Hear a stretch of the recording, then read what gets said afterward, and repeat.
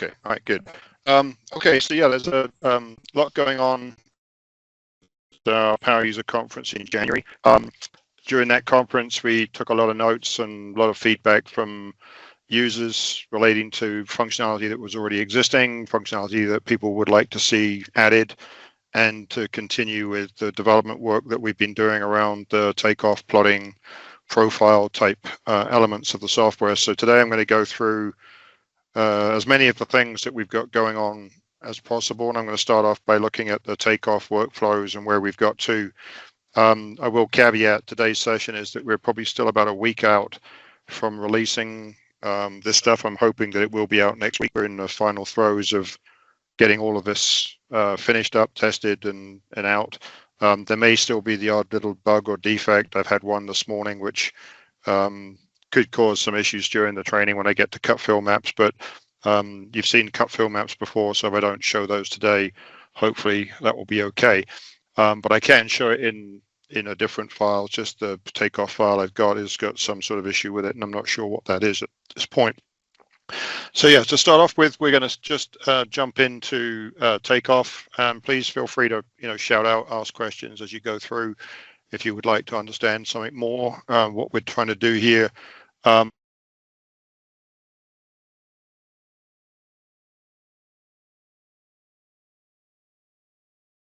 For construction, for data prep and 3D modeling, and we're trying to make it as simple as possible as a kind of a workflow that starts with PDF management, goes through CAD cleanup, goes through the data prep, which is drawing, editing, elevating primarily, with some other things that you might do along the way, into 3D modeling, and then featurizing data to make features for takeoff, and then doing the takeoff calculations from start to finish, including topsoil strip, demolition, boring log strata, over excavation, subgrade adjustment for finished grade, through to the earthworks reporting and producing what people are asking us for in terms of reporting. And we're hoping that we're getting real close to the final reporting now at this stage. So if you feel like there's something that's missing, or you feel like there's something that we should add in this process, please let me know as we go through this session today, or after the fact. If you feel like you want to comment privately, that's fine also. So in terms of where we're at, if we take the kind of traditional approach of everything, we brought in the PDF files. So if I start off by opening up my filter here and bringing in, for example, we might bring in the grading plans, and the grading plans give us the georeferencing of the PDFs, and we'll do that with PDF Manager, and I'll get into showing some updates to PDF Manager as we go through the morning here. And then you might bring in other PDF data. So you might decide that you need like an overview of the site plan or something like that. So you've got a site plan that kind of covers the project. This is an apartment complex in Montana that I'm looking at here. You may bring in your aerial photography. This was grabbed from the TBC background map service. Bien. Okay. ¿Estuviste con Bastián estos días? Bueno, no. Shane, can Porque we había just agarrado mute vacaciones. Jose? Le dejé mi computadora para que... Okay, sorry about that. Yeah, so this was like an aerial image that we captured from the background map service of TBC, and to do that, all I did was draw a rectangle over the background map, captured an image, and then brought the image back and georeferenced it to the rectangle so that it fits perfectly on the drawing here. And then you might get into more intersection details. So these are like intersection details that you might bring in to kind of cover the intersection details with the elevation callouts for those areas of the project. And you might get into then things like plan and profile views for the different roads of the project. So in this case, we've got 2 roads, or 3 roads, in fact, Buffalo Run and Kirk Drive. And those have all come in, and you've got the profile drawing for each one. The profile drawing for this one is over here. So you bring in all your PDF files, and once you've got all those kind of laid out and referenced using PDF Manager, you would then go through the process of extracting the data or bringing in the CAD file or whatever you have, and doing the normal data prep cleanup type stuff. And we've done some quite a lot of improvements around some of those tools in this version, and we'll get into those as well as we get through the morning here. But I want to just accelerate through the takeoff process here. So once you've done that, you will have brought in all your line work, and we'll start off with bringing in all of our design line work here. Okay, I'm gonna get off the phone. Thank you. Who's that? Is that Ruth? I don't see her on the list here. Okay. So once you brought in the line work, this line work would be the line work, and I put this in a layer group called design lines, and I've got the line work for all the major features. So sidewalks, building pads, islands, parking lot, curb and gutter, center lines of the roads, landscaping areas, all that kind of stuff would come in as a result of that. And that you're going to start off with 2D line work and get that as clean as possible. I'm just going to turn off the PDF files here so they're not in the way. Maybe just turn on the site plan so we've got that in the background. So we end up with our line work, and you're going to take the time to clean that up and get it somewhat organized and joined up in the right places so that you can then turn this into a featureized drawing. And to do that, we're going to use Smart Feature, and Smart Feature would allow you to define all of the feature objects, so things like sidewalks, building pads, landscaping areas. And in the Smart Feature process, you'll create the features, create the materials, and then once you've done that, you'll assign the features to the objects. And in this case, I've done that here. So again, we can come back and take a look at how to featureize data and some of the things that we've done around that again during the morning here. But we've got into the design feature data, and this is what this would end up looking like. So you end up with a color-coded map that shows you all of the areas where you're applying site improvements to. And each of these areas, if you click on one of the areas here, that area will tell you in the properties pane, it will give you the quantities of the material. So asphalt is 6 inches deep and it's this amount of material, then aggregates is this deep and it's this amount of material. So these are all attributes that are added to the objects. And if we go into the feature report, that's the first place where we've made kind of a big jump here in terms of the reporting of this and the speed of that, and did a phenomenal job in the last week of getting the the smart feature reporting so that it's much quicker. You'll see that in just a second. We can build the report from scratch for all these objects. There's about 600 objects on this drawing if you take all the landscaping areas into account. And if we go into like the reporting function here, when you go into the reports, we've done a couple of things. If you've already pre-saved, if you've already done this report and you don't want to recompile it, then you can just load a stored report. If you've created a report today and you already had one previously, you could overwrite the stored report so it's got a more up-to-date version of it. And we did these originally because it was taking us 2 to 3 minutes to generate this feature report on a job of this size, which meant on an even bigger job it would take longer. But then Anne did some research into that and worked out how to make this a lot quicker. So if I now do the refresh report, this is building the report from scratch. Everything that you're going to see on here is not being loaded from a file. It's just being calculated on the fly. And you can see it says 8%, but very quickly it will change to being 100%. And that took about 4 seconds. And now you've got a complete demolition summary report that gives me all the demolition areas and my quantities, and it's nicely laid out. Now this is the new format that we're moving to for all of our reporting in terms of the takeoff side of things. So we build the features as a line item. We put the areas of the line item materials, and then we put the depths, the quantities, the units of that measurement. And if you did put unit costs in, then they would be published on the side here. So anything that you've measured in terms of this, we did some area features in here for like building pads and demolition of concrete pavement, and that data is up in this area. If I just turn off this information here and just go over here to the demolition areas, you can see this is topsoil stripping, all the green area, and then there's a building pad right here. There's one here, one here. There's a kind of an asphalt driveway, and then all these are tree stumps or trees to be removed on the site. So we've kind of captured that, and down here you've got the count numbers at the bottom. We didn't measure anything in here that we had to do by length or length with width or length summary or cross section. So those are left unpopulated in here. That's the demolition report.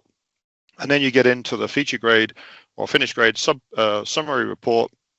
And this is the same detail for all of these design features. So if I go into the design area features, So in here, we've summarized it. So we aggregate all of the same features together for this report at the top here.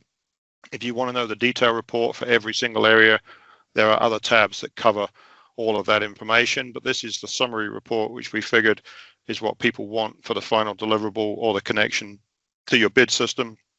And this is an area we're interested in finding out more about, is what do you want specifically for your bid system? Because if this isn't what you need, we can build another tab in here for your bid system if necessary. And we just need to know what you need. So in here, at the top here, we've got the area features. Then we've got our length with area features. So these were defined as a line on a layer. And then we defined a cross-sectional area for 3 materials. So we have concrete in the curb, soil behind the curb, and aggregate beneath the curb. And this will then give us the 3 numbers based on the length times the cross-sectional area. The cross-sectional areas in here aren't being populated right now, so we have to still add those.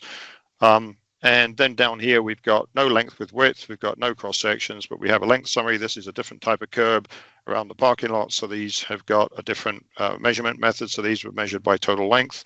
And again, here we've got our linear feet, and we've got our striping counts for the parking lots in here. And these are the features that are in my area length count features, which are down here.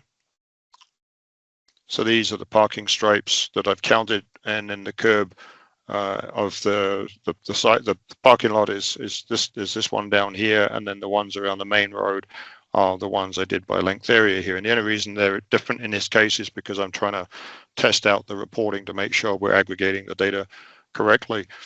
And then you get a length summary for the length features, and then you get a count summary for, in this case, I built some road signs, some ADA pads at the road crossings, and also some single post sign poles, but just to kind of go through to show how we can aggregate a report for all feature types with the legend and everything else all built in.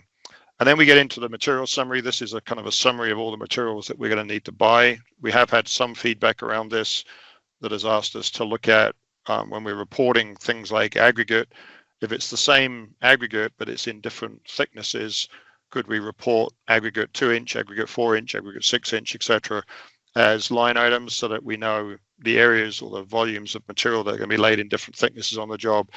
And that's something we will look at in the next round of development rather than trying to derail this release. We're just trying to get this one finished and out right now, and then we'll come back maybe and look at that. But any feedback around how you would like the material list kind of set up would be appreciated. And then in here, you've got this all color coded so you can see where it's coming from in terms of the areas on the site. And then we get into the count features. This is the count detail report. So anything that we counted, which is all the trees for the stumping here, and all the ADA pads for different size ADA pads. This is 4x2 and then 6x2, etc. So you've got the different counts of the features. This is all your detail number. This is what we're using to compute the summary report. So if you need to go into any detail, every feature is categorized in here, color coded, so it matches up with the plans, and also gives you the quantities of each individual feature. The same for length features. So this is the length features detail report, and the same thing for length with area, which is the curb detail here, where we get 3 materials for each length of curb. And then we get into the area features. This is the shaded areas that we were looking at. And then we get into cross sections, which we haven't got covered here, but cross sections, we're doing more and more work on that. And the cross section report is the job to finish up over the next few days before we release.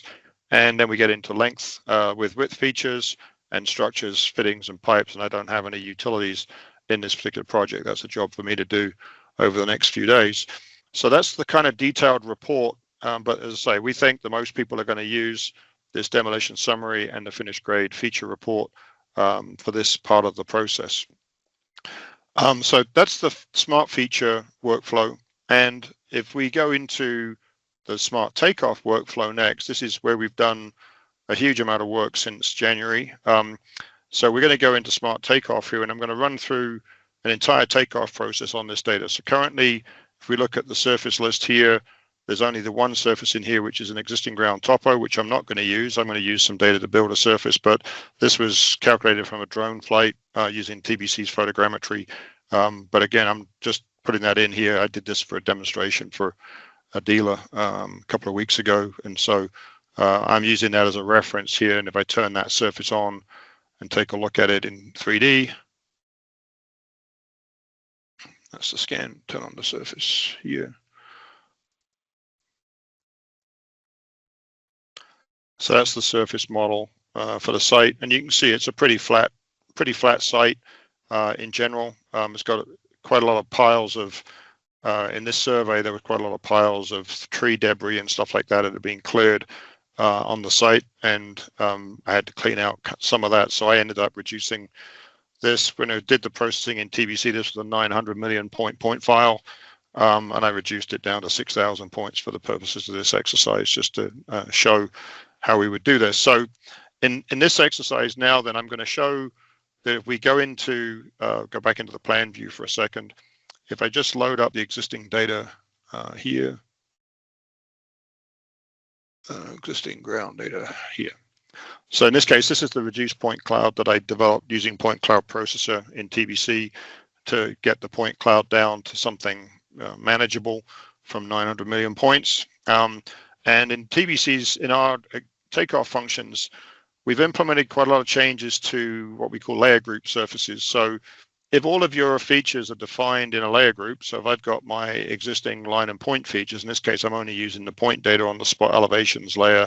So if I turn off, if I turned off the other layers, I would just be leaving myself with the point data. So this layer group is what I'm going to use to create my existing ground surface. You don't have to do layer groups, but this process allows you to do that. And so in here, you're going to say, I'm going to create design and build an existing ground model. I'm going to call it existing surface. And then here you can then pick the layer group that you want to use. So I'm going to use existing line and point features.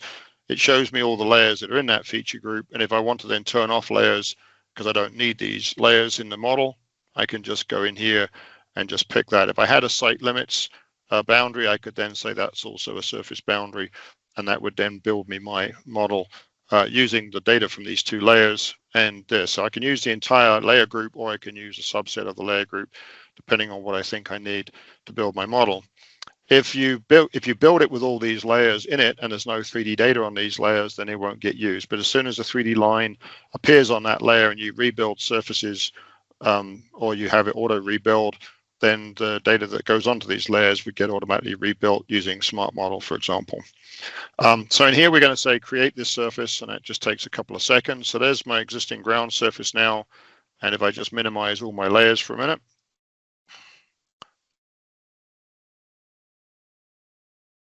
and just take a look at the surface models here. If I turn on my existing ground model, let's just go back to my filter here.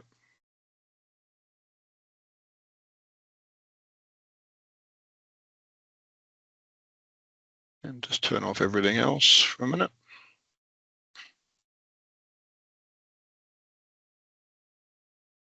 So there's now my existing ground surface built from that layer group data. The next step of the process is then to go into here again and say, I want to now build my topsoil strip and demolition surface. And it asks you which features are used for demolition. So I'm going to pick all of the features that have been defined in the feature library that are tied to existing ground workflows. And that includes the topsoil stripping and the demolition areas on the project. And those are the line work that I have right here.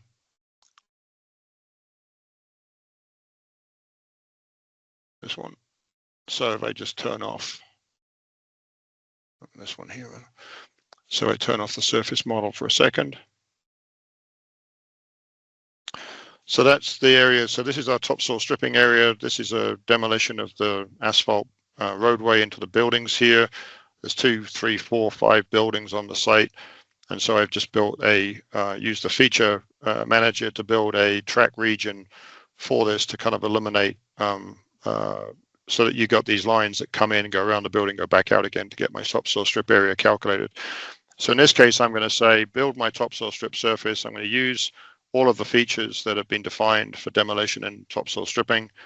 And then I'm going to go into here and say, I'm going to create a named surface called existing topsoil demolition surface using my existing surface as a reference. And then the material I want to use is bottom of subgrade adjustments, and say, okay. And then you say build surfaces, and that goes off and then builds me my subgrade adjusted existing ground model. And so that piece is now done. And so if you look at that surface model, I turn off everything else for a minute. You can see in these areas that we have that vertical wall around the topsoil stripping, and then the vertical walls around the demolition areas of the project to show where the material is being excavated from. And if we look at that as a cross-section view from the plan view here, if I go through here and do a surface slice through that, now we've got our existing ground and our demolition materials taken out of here all the way through. And once you've done the demolition, then the next step of the process is to do your strata and boring logs, should you need to do that.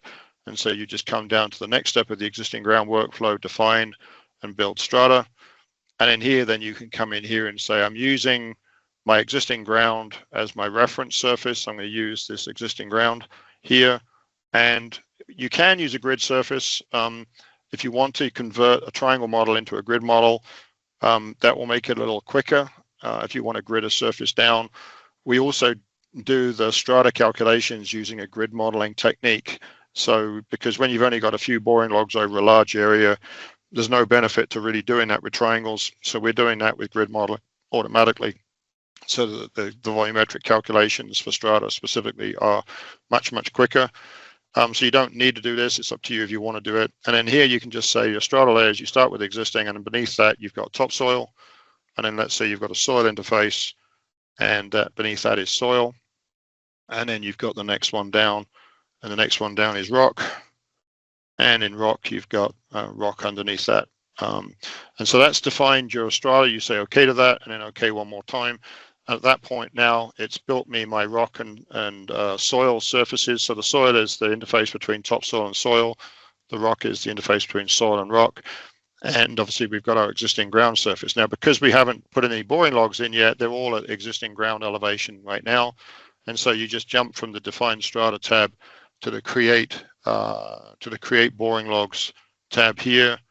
And now you can say, I want to create some boring logs. So all I'm going to do is click in the first row, click in this select location, and I'm just going to pick a number of boring log locations just to pick out 5 boring logs just for the hell of it. And you would normally have your geotechnical map behind it, and you would be picking up the coordinates of the boring logs from there. I'm just going to put in 5 just so we've got an example here, one in the middle. And then I'm going to give them a name. So I'm going to call this one BH1. And then I'm just going to grab the corner of this dialog here and just grab it and move it down. That numbers them all. And then I'm just going to put in here, I'm putting in depth from existing ground as my method.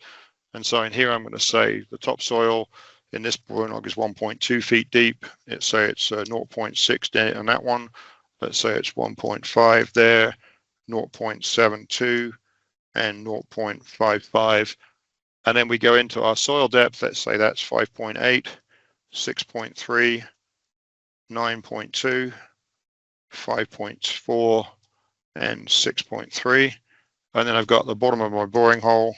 So 20 is my length of my borehole, let's say. And I just put those in, and you can put in as many material layers as you want. Each one has its own depth value, and this is the depth from the top of the hole. This is the depth from the top of the hole. So the thickness of your soil in that case is 4.6 feet in that case. And we put in the word value here because you can choose whether you want to put it in by depth, thickness, or elevation here. And when you do that, you can then say update the boring logs, and what that will do is it will draw you these little brown circles in each of the locations where the boring logs are. And if we look at that in 3D view, this is where we've integrated the boring logs functionality of our toolkit. Where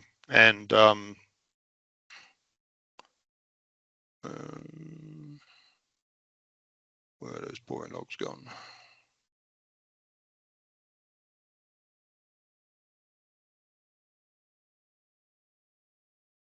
There you go. So you hit update boring logs in the 3D view. Now you can see them in the 3D view, so you can see the depths of your material. So your top is your topsoil, then you've got your soil, then you've got your rock down to the bottom of the boring log, and you've got that for each of these. And once you've got your boring logs correct and you've set them up, this is dynamically linked, so I can now just hit update strata surfaces, and now it will update my topsoil, soil, and rock surfaces, and they should now match up with the thicknesses of materials through there. And again, if I go back to the plan view here and do a surface slice here, if I slice through this area, again, now I've got my different strata layers with my different depths going on. So if I went into one of these boring logs and changed the depth of the soil in this location, let's say I go to boring log 5, which is the one in the middle of the site here.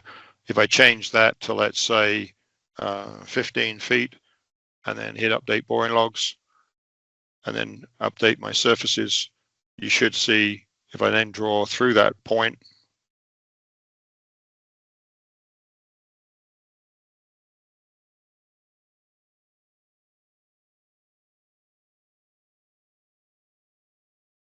he says,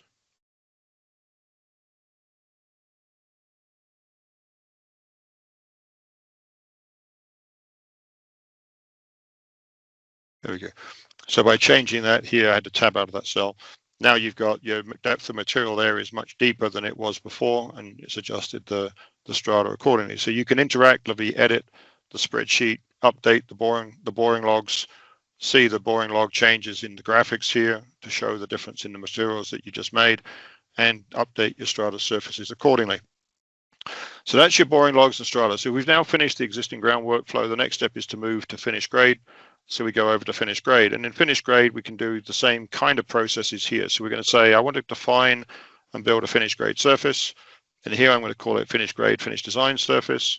And the layer group I'm going to use for that is my design point and line features layer group. And that will list up all my features. I want to use all of these layers to build this model. And I'm just going to hit the create button there, and that will go off and build me my finished grade model. So now if I turn off all my surfaces apart from finished grade, and if I just turn off my triangles, just turn off that in 3D for a minute. And then you can see you've got your finished grade model. I haven't finished up the areas around the intersections here, so just bear with the flags on this data set. There's a few areas that I haven't finished up tidying up, but in general, the model is pretty good. And there's my finished grade model with all my feature line work and stuff on it. Ready to go. So now I've got my finished grade model. The next thing I can do is build my subgrade adjusted finished grade model. So then we come into build subgrade and topsoil respread surface. And in here, you pick all the features that you're working with. And then here, I'm going to say join break lines, because when we do the subgrade adjustment, we copy all the line work down to offset it, and we retrack it all. And if you don't join them together, you end up with lots of little pieces of line work. If you're not going to use the line work, it doesn't matter. But if you're going to use the line work because you want to make some adjustments to your subgrade surfaces, then you want to check this checkbox. Then we'll go back and retrack all of the feature lines. And on a small job like this, or decent sized job like this, it doesn't take any real longer to do that. But if you did a huge job, like a massive subdivision, it might take longer to retrack all these lines. You might decide to turn it off if you don't really need them for any reason. In subgrade settings, we're going to say, I'm going to call this surface FG topsoil subgrade adjusted surface. We're going to use the reference surface, my finished grade. And then for materials, I'm going to use bottom of subgrade. I say OK, and I'm going to hit the build surfaces button, and that's now going to create me my subgrade adjusted finished grade model. This just takes a few seconds.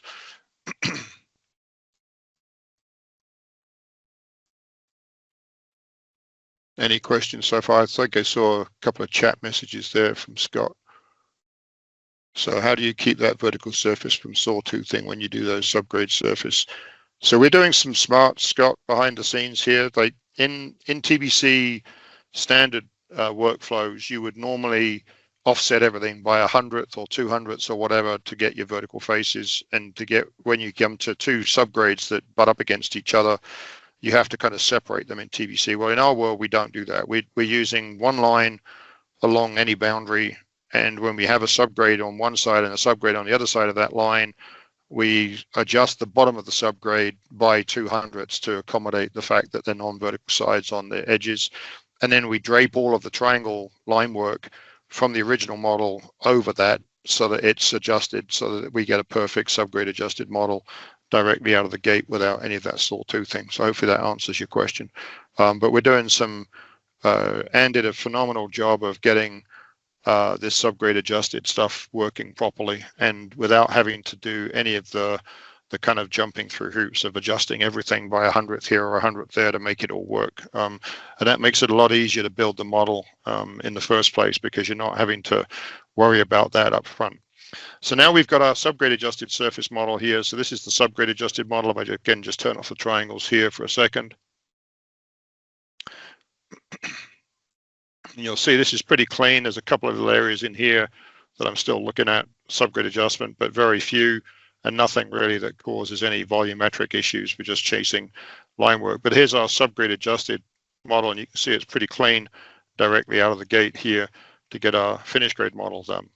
So now we're finished with the finished grade process. The next step of the process is to go to over excavation if you want to do that. So I'm just going to turn on some over excavation layers. So I've got those on another layer group here.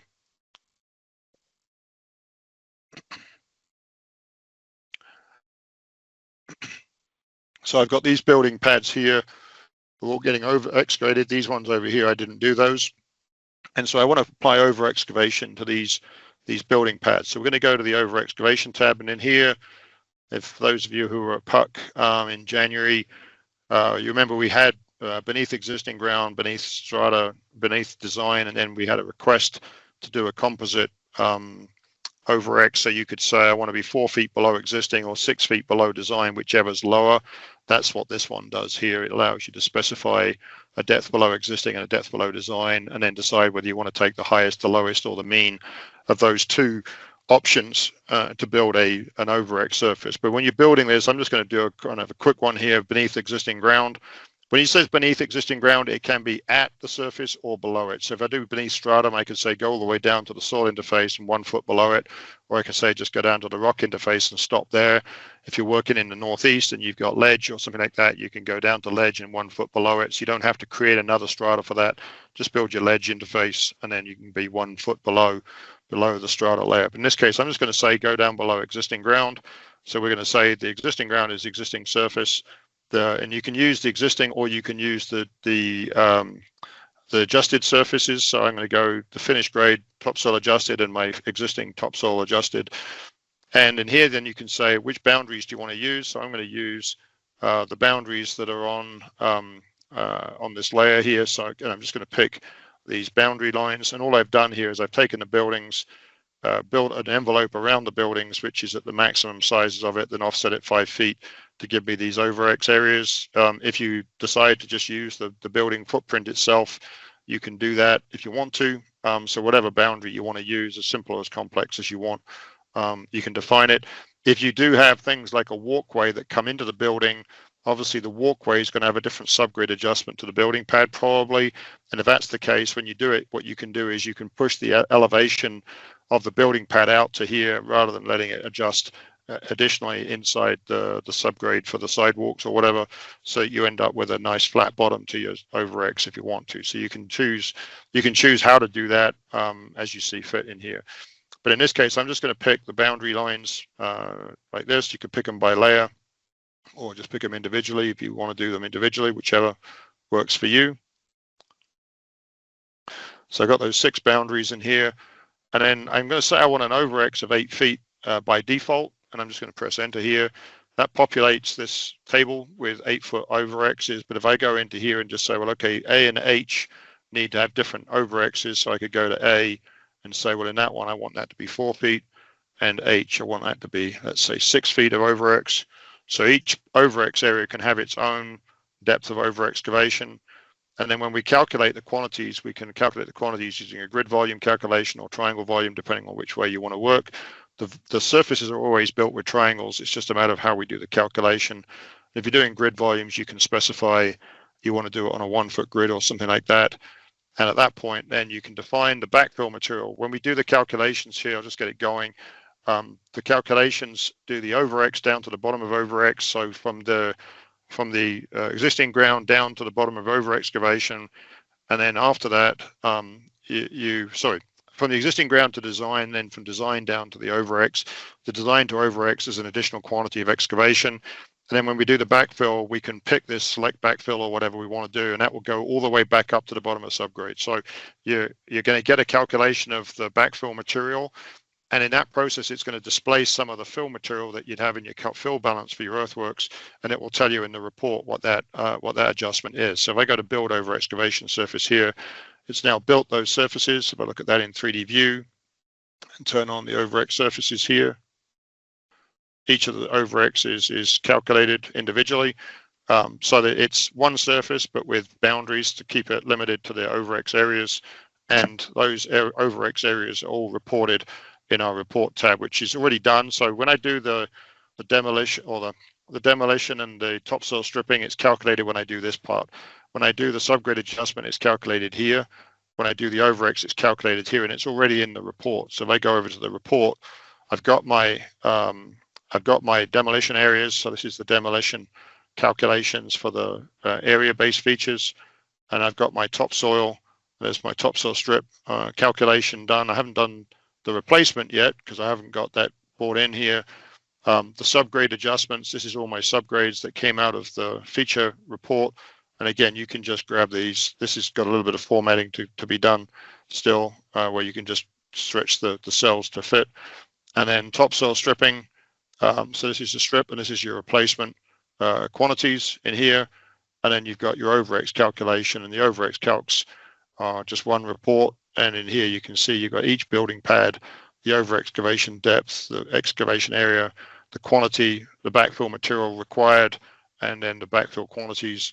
And then this is your earthworks balance adjustment. So because we're backfilling with select fill, we have to adjust our earthworks fill by 1577 because we've got 1577 more material coming out of this area, or we need 1577 less because it's a fill in this particular case. So we need to reduce our fill requirement by 1577 underneath that building pad because we're filling it with the select backfill instead of the earthworks fill from the project. So you just make that adjustment to your earthworks report.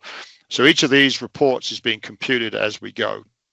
So if I go back into overX, so we've now completed our over excavation calculations. Now we're going to, and the other piece about the overX side of things is that all of the line work required to build this area is all generated as 3D line work. You can get at that line work, and if you need to then do another layback with a one-to-one slope out or a slope out with a bench, you can apply a tie slope or a side slope to this line work to adjust these overX areas to apply for over excavation side slopes and stuff like that. We will do more around that in the next update. We wanted to get the quick and dirty overX is done for this release, and in the next update we're going to do more with foundations and footings and overlapping models and stuff like that. So that's an area where we're going to focus coming up here. So that's our overX done. So the next piece of the process is to go to earthworks report, and in this case you can then pick your initial surfaces, your existing ground with demolition adjusted, and my finished grade is my finished grade with topsoil and subgrades adjusted. I can pick area boundaries for my phases. So if I go back to the plan view here, I can turn on some site boundaries for a minute. I come down to my site data group. I've got site boundaries in here. And so I'm just going to go in here and just clear that boundaries and just pick the layer that I've got my boundaries on. So I've got this divided into 3 phases. Phase 1 is over here to the left of this road. Phase 2, phase 3. And in this case, I'm just going to run the calculations based on that. And then here we've got our select features. So this is all the features that we have said in the feature manager that we want to report for earthworks quantities. So in the feature manager, let's just go back to that just a second. When we define features in here, if I go to, let's say, the finished grade features and go to areas, and if I come in here and say building pads, in the building pad feature definition down here, I've got it set to include an earthworks report. And if I check this checkbox on that feature, then it will get listed as a cut fill quantity in the earthworks report.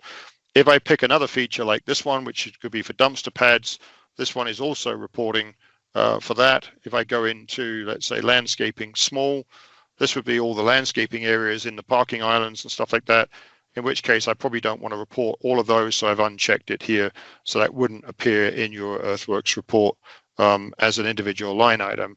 So anything that's got this tag will come up as a line item grouped by phase area in the final report. So when I come back out of here, go back to takeoff. So I've got I have to pick those again now, so just do that, pick by layer. Click on this one, say close.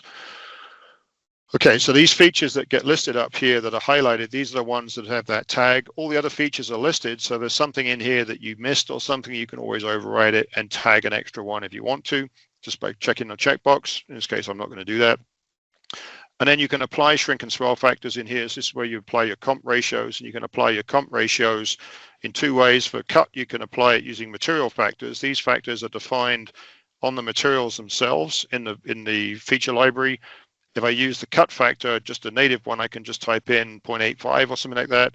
If I want to use a comp ratio for fill, I could type in 1.12, and that will then adjust my fill quantities for my numbers. So you can put in your comp ratios in here as you see fit. And then when you do your volume calculations, you can do them using grids or triangles. I've been doing a lot of testing on the grids. I'm going to use for the purposes of this exercise, I'm going to use a 2-foot grid. And in this exercise, I can do this as a demonstration now because it's pretty quick to do the calculations. And when I'm happy with this, I would just press the earthwork report function, and now it's going to go off and do that. And while I'm doing that, I can just talk through a couple of other issues. So it's going to take 3-4 minutes probably to calculate this from start to finish. Just to give you an idea, there's 480 landscaping areas on this job. There's 16, 20 building pads. There's ballparks. There's lots of sidewalks, which are pretty complex shapes. So it's a decent test job. And I certainly would never have done that, press that earthwork report button using the TBC in a demonstration, because we'd be sitting here probably for 35, 40 minutes at least for it to calculate this. I'm going to do a test on this data set to compare the difference between our reporting and TBC's reporting in terms of speed and also the quality of the output report, so you can see the difference directly. I'll be doing that in the next few days once we get the final version of all the earthworks reports here. But we put a lot of time and effort into getting the structure right and getting the reporting right. I hope that we've got it right. But the beauty is now we've got it in our own control. If there's something we've missed or something we've forgotten, now we can fix it. We couldn't fix anything of the TBC side. So basically we were forced into writing our own solution for this so that we can move it forward and fix it in line with customer feedback and responses that you guys might give us. But again, this takes 2 or 3 minutes, hopefully, and it will then suddenly start flashing at the bottom of the screen as it gets to the final calculations. But just to give you an idea, we've got 3 strata surfaces and 3 regions that we're calculating, and within those regions we've got, I did 8 building pads, and probably I set up some of the landscaping areas as large areas. So the ones that are slightly darker green, like these ones over here and some of the ones over here, these have been set up as large landscaping areas. I had a question from a customer a couple of weeks ago, and they said, like, if I've got excess topsoil on the site, I can put it where I need fill on a landscaping area. I need to know, the cut and fill quantities underneath each of the landscaping areas so that I can determine whether I can put my topsoil in there and use that as fill instead. So in this case, I've categorized the landscaping areas as large areas or small areas, and the large areas get reported and the small areas don't. And that's now finishing the report now.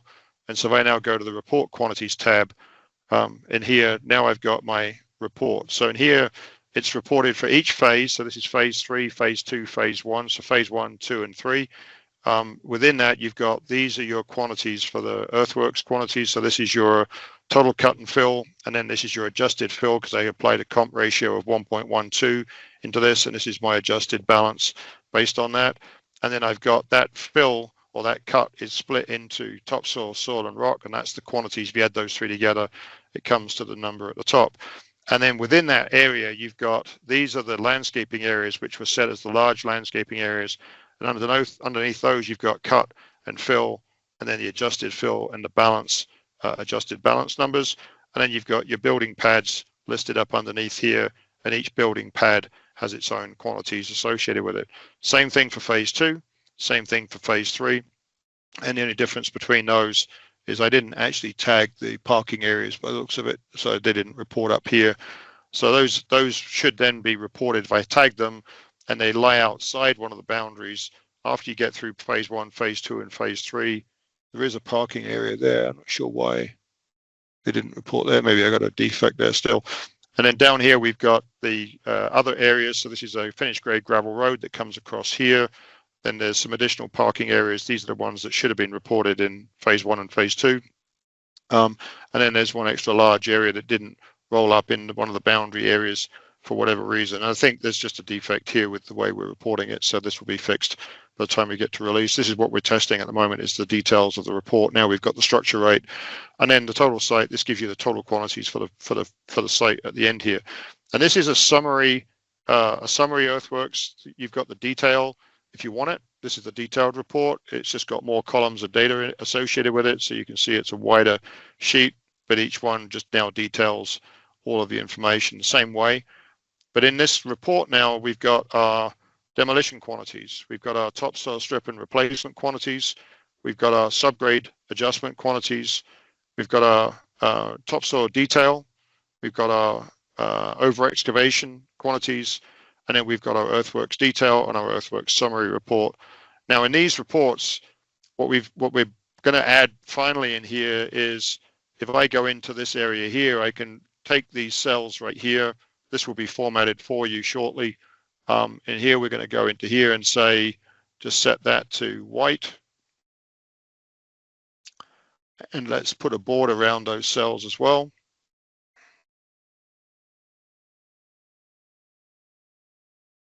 And this is one of the beauties of having all of this inside kind of an Excel spreadsheet inside the tool. If I grab these cells here, or these rows, I can make these wider, but we are going to make this kind of a part of the standard here. And then if I want to then grab a map from the plan view like this, if I want to grab this one, I can then just use the screen grabber tool to grab an area around the site. That copies it to my clipboard, copy it to my clipboard. I should have copied it without the cursor on the screen, but that's okay. And if I now just copy it to my clipboard, come back over here, now I can just click in here and say paste. And now I've got my map on the drawing, and I can resize that to whatever I think I need for my final report. That could be a cut fill map, or it could be a site improvement map for your subgrade report, for your features or whatever in here. And now you've got your final printable report directly in here with everything in it. And again, that now can be saved. So I can now save that report. So I'm going to say save the stored report, or overwrite the stored report. And the nice thing about that is now it's saved. If I now close out of the command, and if I come back into Smart Takeoff again sometime later, close the file, open it up again, come back in again.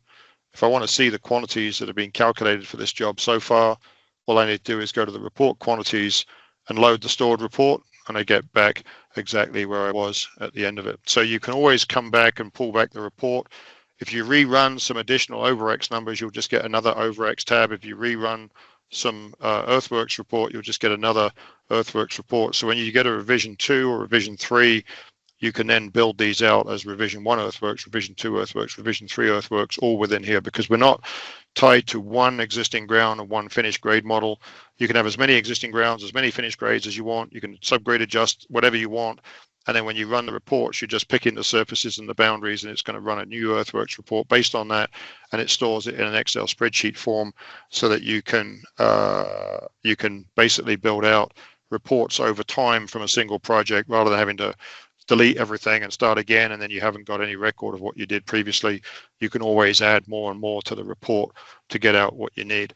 And I think this reporting structure is beginning to get pretty powerful now in terms of using the spreadsheet. It's pretty quick and easy to generate high quality reports. And we've checked all the numbers in here. Let's say we've got a little bit of issue with some of the where things roll up under here. We're still working through some details around that, but we're real close to finishing this up now to get our final takeoff reports done. So that's the takeoff process. I'm going to open up here to questions and comments, feedback of what you think so far.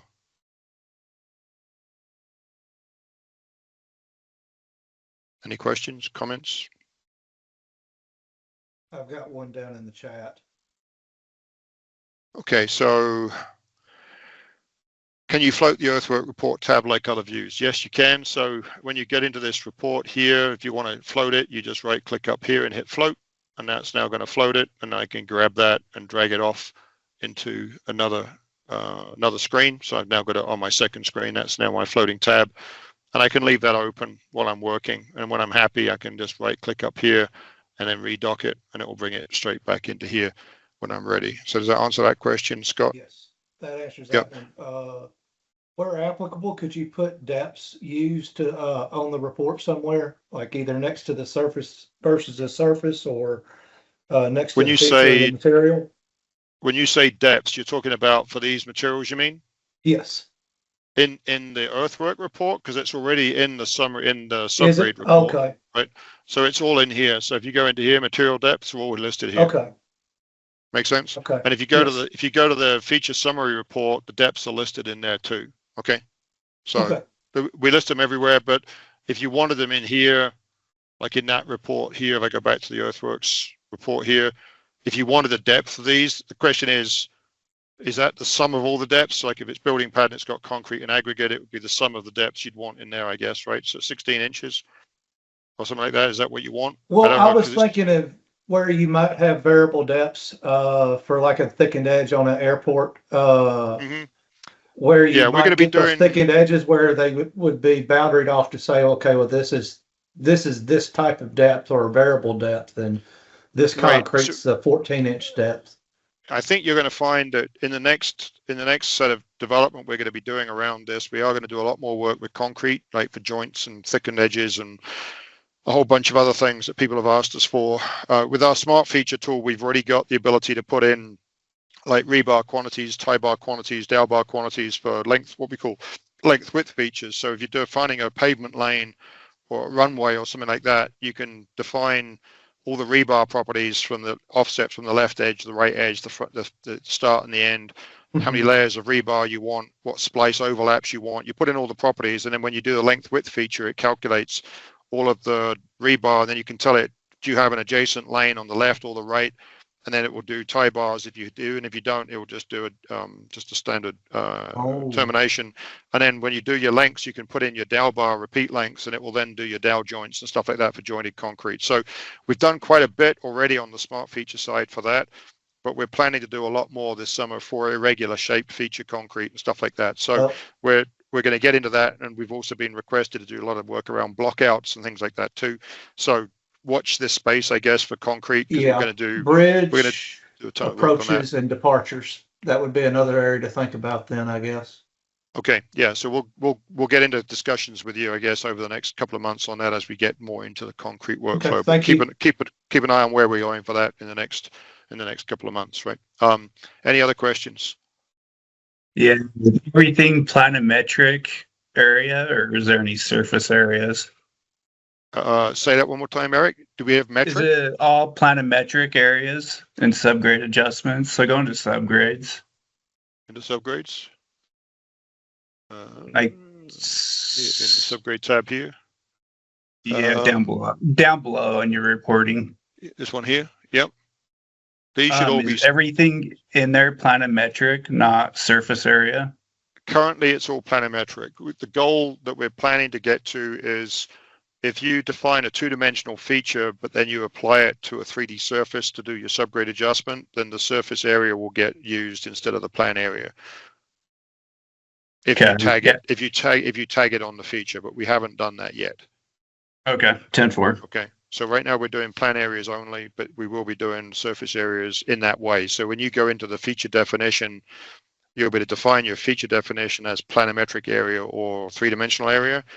And if you pick three-dimensional area, then when you apply the feature to a surface model, it will calculate the surface area inside that feature. Does that make sense? And then report it.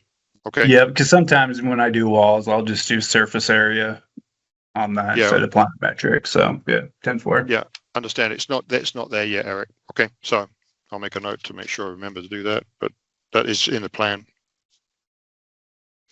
Okay. All right. So that's the takeoff reporting. What do you think of the reports? Do you like them?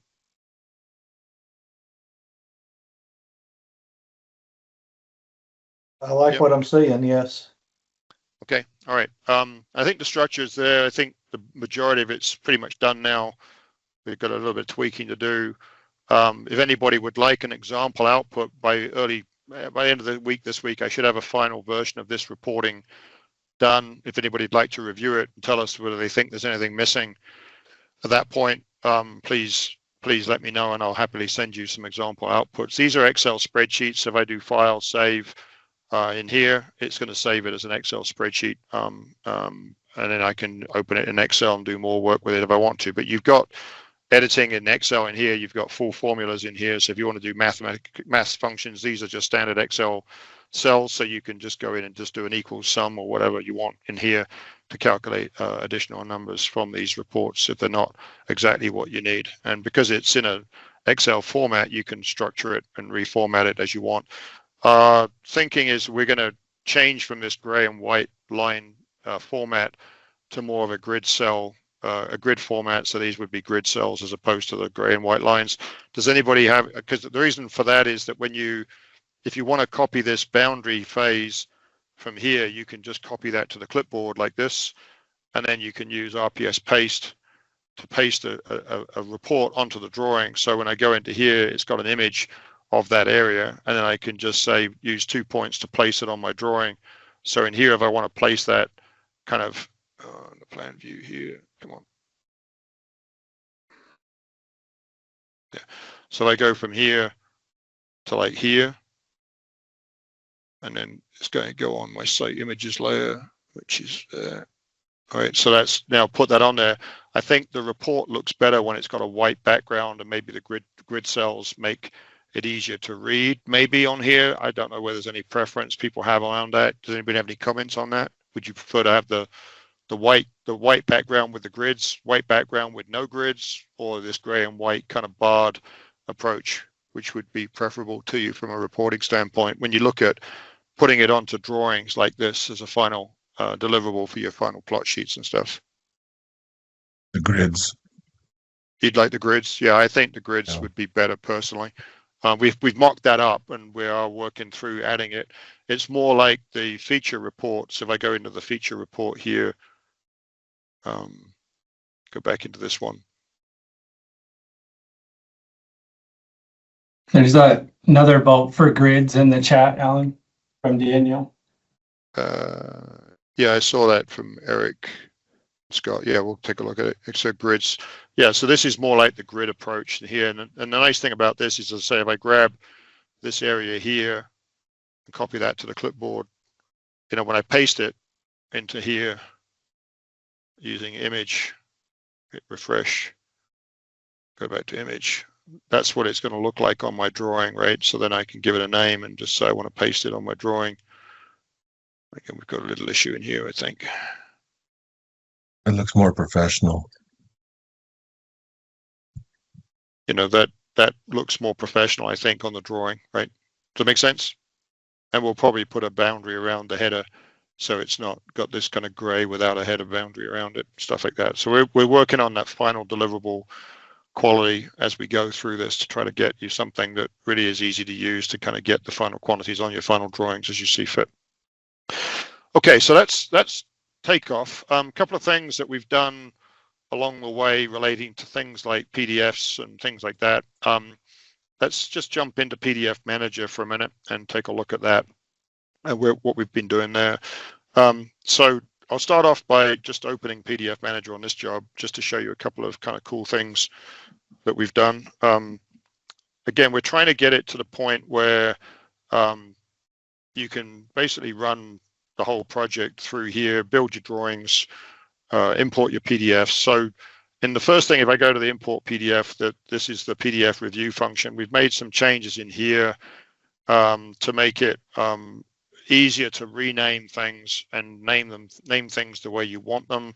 For example, if I've got a bunch of sheets down here that are, let's say, cross-section sheets, I can just highlight them now, and I can say create a page collection from those, and it will then put it up here as a page collection.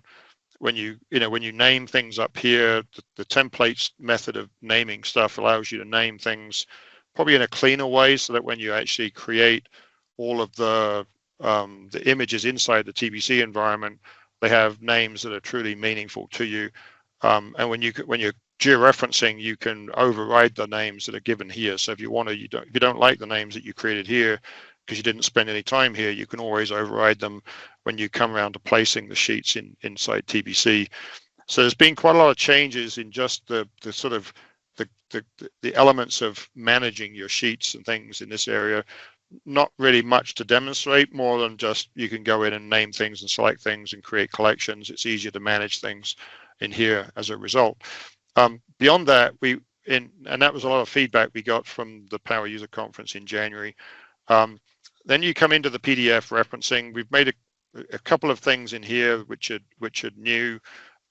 We've improved the speed a lot of loading when you're jumping between the tabs here, depending on what you're doing. The georeferencing tab, most of this is kind of the same, but we've updated this so that now you can put in view priorities. So when you're laying out a sheet, if you've got like a site plan and then you've got grading plans that sit on top of it, you can set your site plan to be, let's say, a view priority of 5, which is the lowest priority, and then your grading plans could be 3, and that way your grading plans will sit on top of your site plans if they're both turned on at the same time. Things like your DPI scaling was already there before. We've added an extra method in here to laying out sheets. So we've got scale bar, alignment, multi-point. These are the ones we've always had. This new one, group reference, is more geared around if you've got a set of cross-section sheets, for example, and you're going to bring those in, extract the line work, and then you're going to prepare the line work and then flip it up into 3D. What we do is we bring those sheets into the plan view automatically. So you do group reference, you've just set up one sheet, and then it will just go ding, ding, ding, ding, ding through all the sheets, lay them all out for you in a nice column format. And Tom Burke, you're on the call here. You sent me a set of cross sections the other day that were 90-degree rotated. We added the rotation function in here so that when you're laying those out, if I pick group reference now, you can say I want to put a known bearing, and you would just pick 2 points on your elevation axis, and that would then give you the rotation to be 0, and it would then rotate your sheet for you automatically. A couple of other things we did in here, this release, I don't know if Jeff Robinson's on the call here, but Jeff and also Ruth Stiano, I'm not sure if Ruth's on the call here. I thought I heard her voice earlier on, but I'm not sure I see her on the call. But they've sent me, like, in their regions, like Michigan and New York, they're getting a lot of large roll sheet plots now instead of normal 11 by 17 type sheets from the DOT. And there were some issues with loading large roll sheets through PDF managers. So we fixed that issue now so we can handle supersized sheets for layout. And I'll show you an example of one of Ruth's jobs in a few minutes here. So that's another change we've made for this particular tab of how to bring the data in and work with it. The other thing we did down here is sometimes when you lay out a boundary of an area, if you're just doing straight rectangular areas, it's fine with just 4 points on the corners. But if you've got something where later on you're going to need to edit the boundary, we added this ability here to check this checkbox on, which allows you to create an additional point in the center of each side so that you get, instead of just 4 points on the corners, you get, what's that, 2, 4, whatever it is. You get 1, 2, 3, 4 extra points. You'll get 8 points instead of 4. And that means you can kind of manipulate the points and change the shape a little bit easier. But the downside of that is that you don't just have 4 points, which are nice and easy to work with. If you try to adjust one corner, you're going to get a bend in it. But it does mean you've got extra points. If you turn that on when you georeference the sheet, it will create you those extra points around the boundary. So you've got something you can manipulate after the fact to get your edge matching the way you want it before you start extracting the feature data. So quite a lot of nice changes in here. A lot of them came back from feedback from users at the Power User Conference again, or just general feedback that we're getting on a day-to-day basis. Other than that, I don't think there was much else in here that we did. The data extraction, we continue to work on the layers management functionality, so that when you pick the sheets to extract, the previewing, the extracting of the layers, how you interact with this is improving continuously.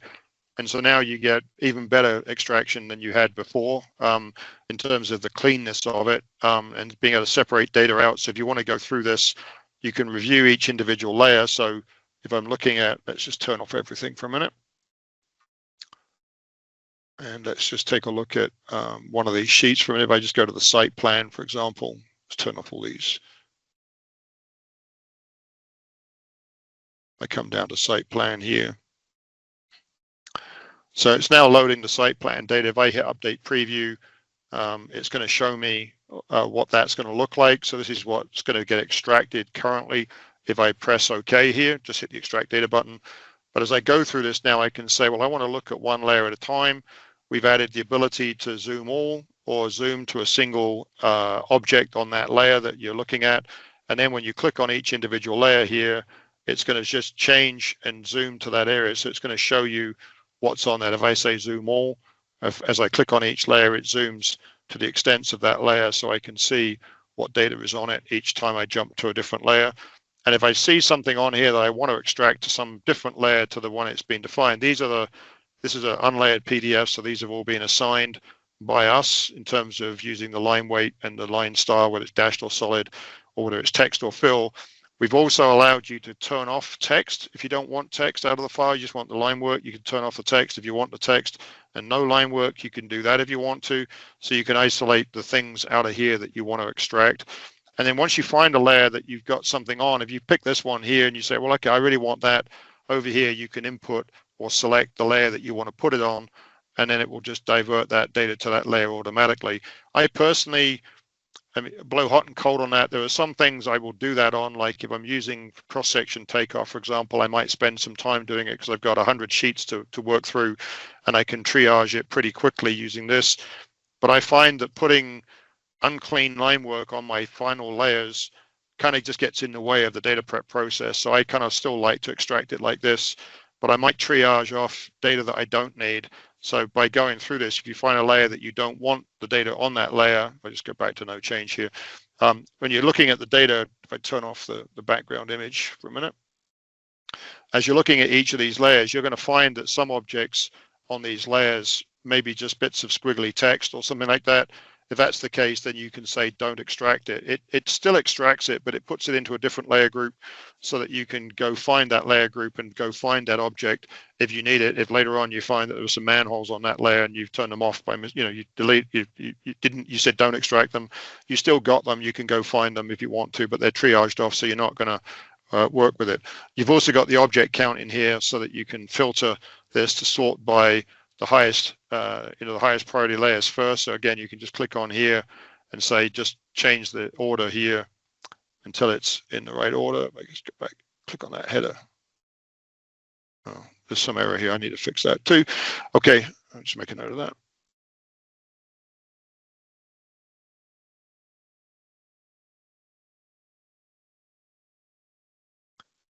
Okay, so you can manipulate the data in here until you're happy, and then when you're happy, you hit extract data and it will pull all the data out, and now you're good to go.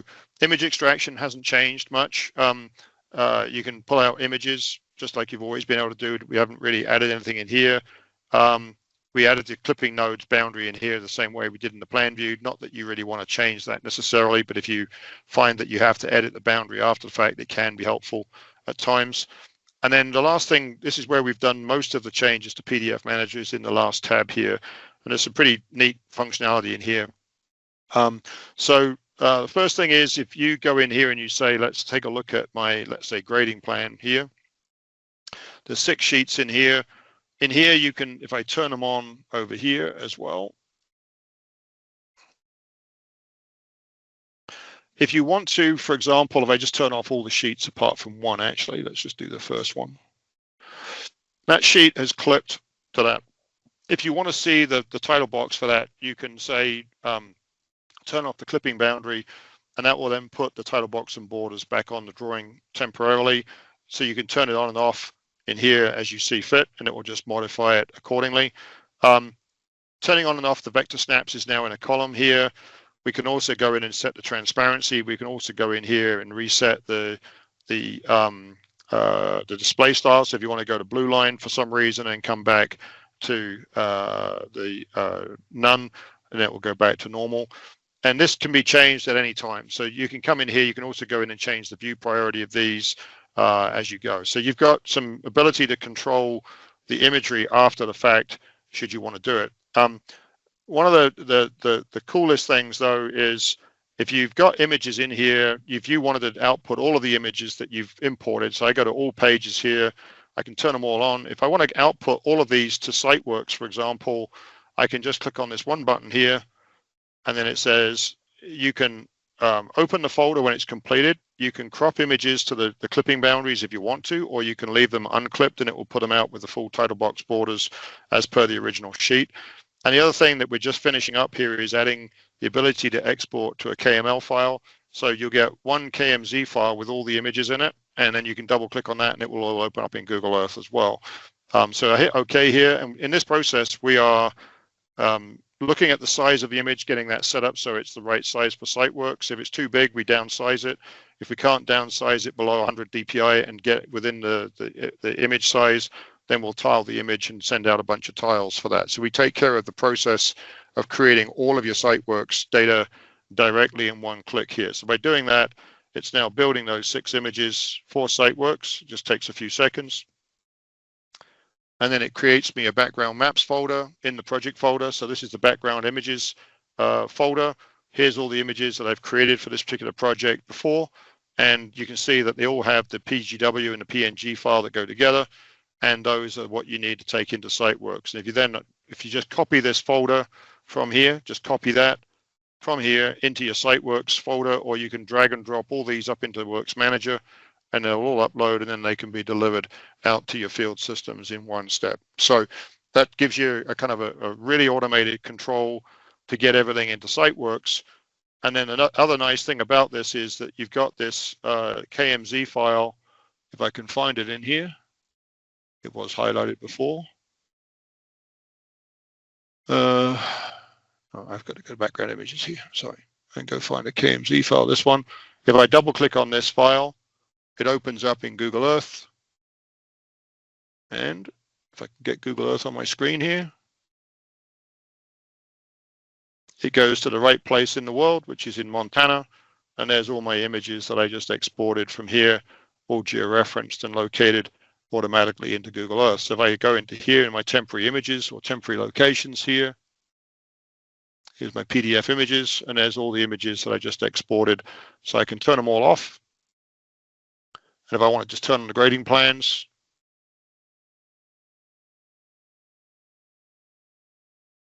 sorry, I have to do these individually probably.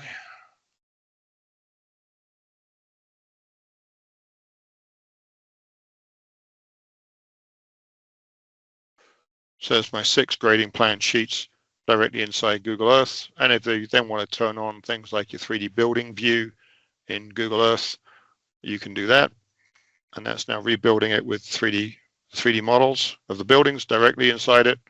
So now we've got our buildings on our site plan, so we can check that we're building this thing correctly, and we can share that with other people. And what's really nice is if you also grab all of the features out of the takeoff stuff now.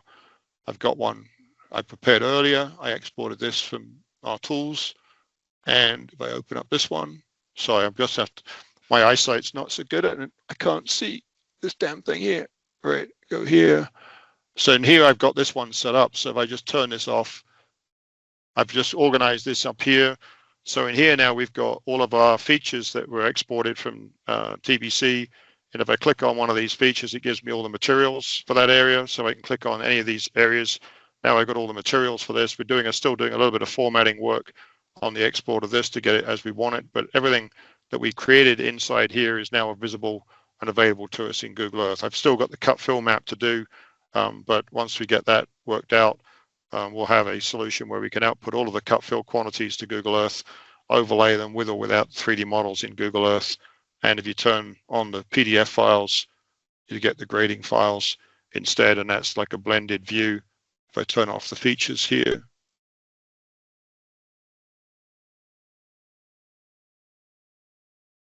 no, it doesn't let me do it.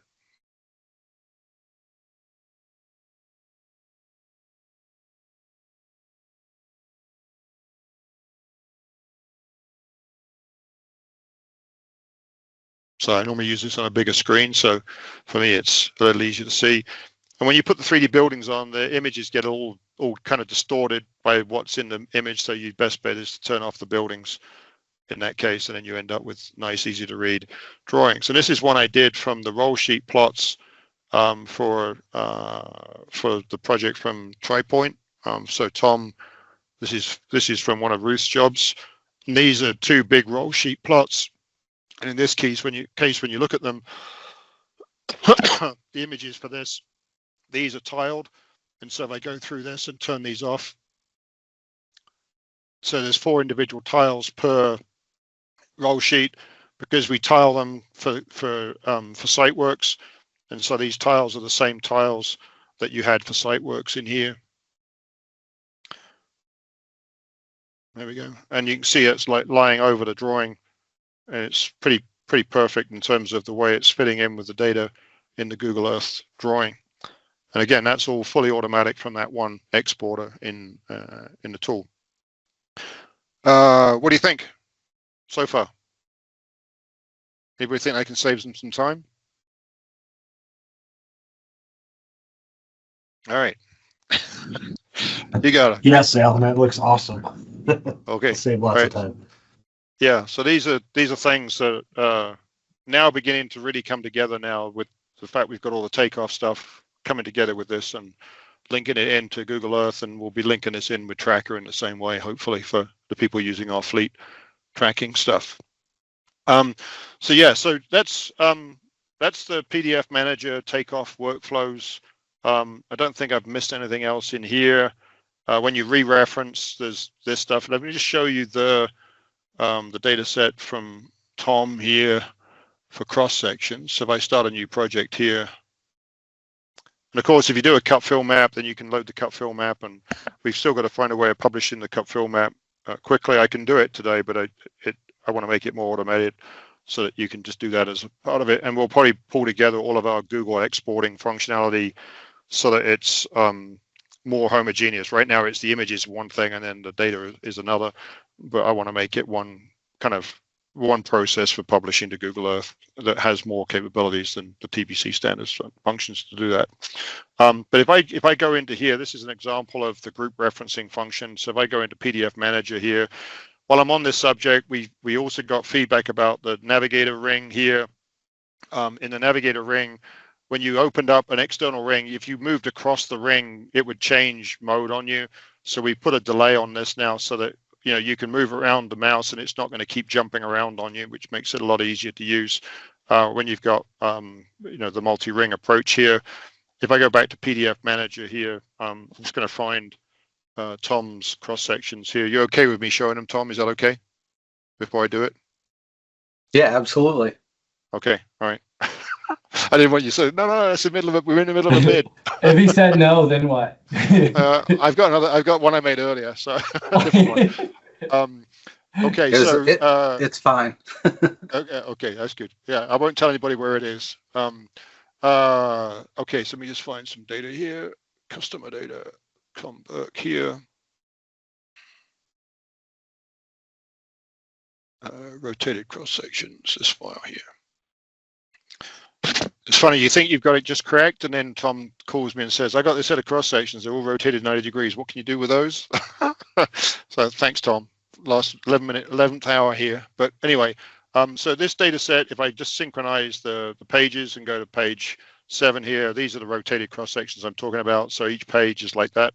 And of course, you could rotate them in Bluebeam, but we don't want you having to use Bluebeam to do that. And so all I'm going to do is I'm just going to pick those pages right here and say I want to make a page collection, and I want to call that cross sections.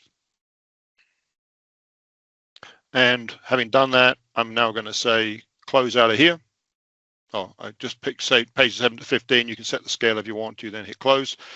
And now, having closed it, I'm going to pick the cross sections here. I just picked the first page of the cross sections. It's a little defect we've got here still, that it's not listing up just the cross sections to start off with. Now it is. It should be, if I just change this to one of the others for a minute and come back, then it should just list these up, right? So it's just a small defect there. And then you can go in here and say, okay, how do you want to set all this up? I'm going to leave it all as it is, but instead of changing the scale bar, I'm going to go to group reference. And then in here, all you need to do now is say, I want to use a scale bar, and you zoom out until you find the scale bar for the drawings, either the scale bar, or you're going to just measure. I typically would measure from this location down here to up here, and just say that's 80 feet. So that's 80 feet.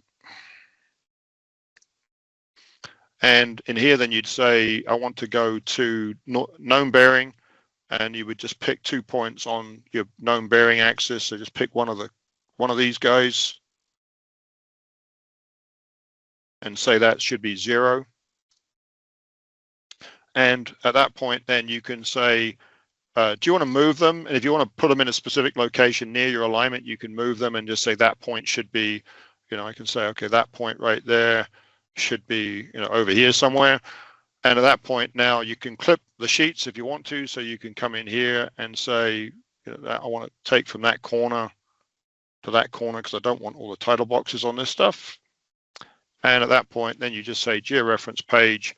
And so it's going to lay out one sheet at a time for me out of those 8 sheets, put them all stacked nicely so that they're all laid out. And then I can just jump into the data extraction and then start doing the featureization of that data to create my cross-section takeoff. And the cross-section reporting is the one report we haven't finished yet in terms of the feature manager, but the feature manager allows you to do the takeoff in the cross-section drawings directly, or you can flip them up into 3D and make models out of them using the TBC cross-section conversion function. So it just takes a few seconds. It's finished now. So now there's my sheets all laid out for me. So we have one issue that Wynn's still looking at, which is the cropping of the second and subsequent sheet, but okay, that's coming. But in here, you can see we've now laid out the sheets. So they're all nicely laid out for me. And so I can just jump straight to data extraction. For this, I can then say I want to allocate layers. Well, I don't want to allocate layers because they've already got layers, so I'm going to keep the PDF layers. I do want to allocate colors because right now they're not colored. And I want to extract the lines and the text, if there's text in here that I can use. So again, you can go in here and preview whether the text is useful or not. And if it is, then you can extract it. And then you can say, I want to preview layer by layer. Then you can start to map the layers if you want to. When you're doing lots of sheets, it does make some sense to do it here because it saves you doing some cleanup work on the back end. So spending 20 minutes here cleaning this up can save you, a couple of hours when you've extracted all the line work on. When you've got a lot of sheets, like 100 sheets or something, it can make a big difference. And then once you've previewed the data and you're happy with what you're going to get, you just hit the extract data function to pull all the cross-section data out. And now we're going to work in this view to build the cross-section takeoff. And the cross-section takeoff, I'll show you a kind of a completed example. But in here now, you've got your line work. You're going to use standard data prep techniques to get the grids on one layer, the station labels on a different layer, your elevation labels on a different layer, and then your original ground, your finished grade, and your subgrades on different layers. And once you've got that sorted out, then you're going to go into the convert to 3D, and then that will just flip it up into 3D. But if you're in here and you want to measure areas, if you've defined these areas, you can use the smart feature tool and say that's subgrade or aggregate base, that's asphalt wearing course or base course. And I've got asphalt wearing course, that's cut, that's fill, that's rock, that's rip wrap, whatever. You can define the areas in the cross sections. It will color code the cross sections for you and build you a feature report in the feature manager directly. And the next piece of the work that we're doing there is to then put all those, you set all that up for one station and the next station and the next station, and then we turn that into a end section area report with all the quantities in it for the cross section. So without flipping anything into 3D, you can do your cross section takeoff directly in the cross section drawings like this and create your features from that. And the end result of that looks something like this.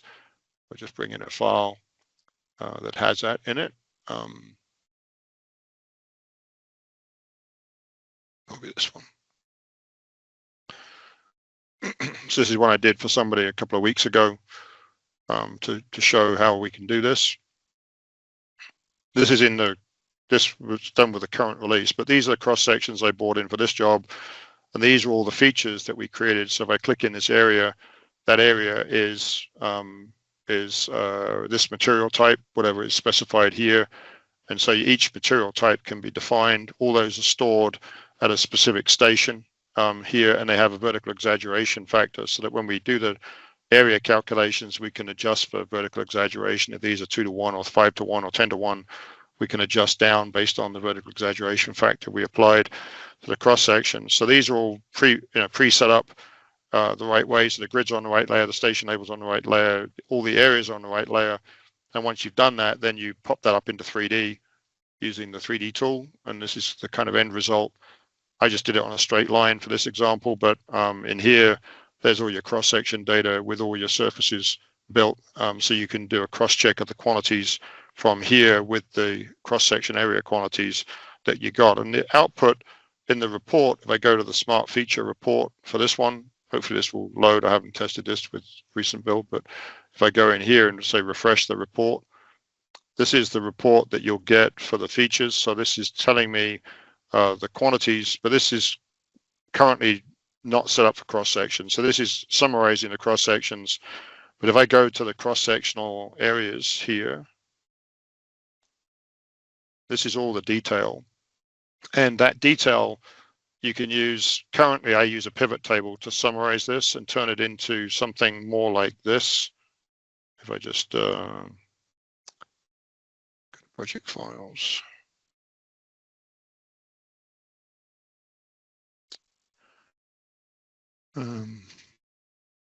Sorry, it could be over here.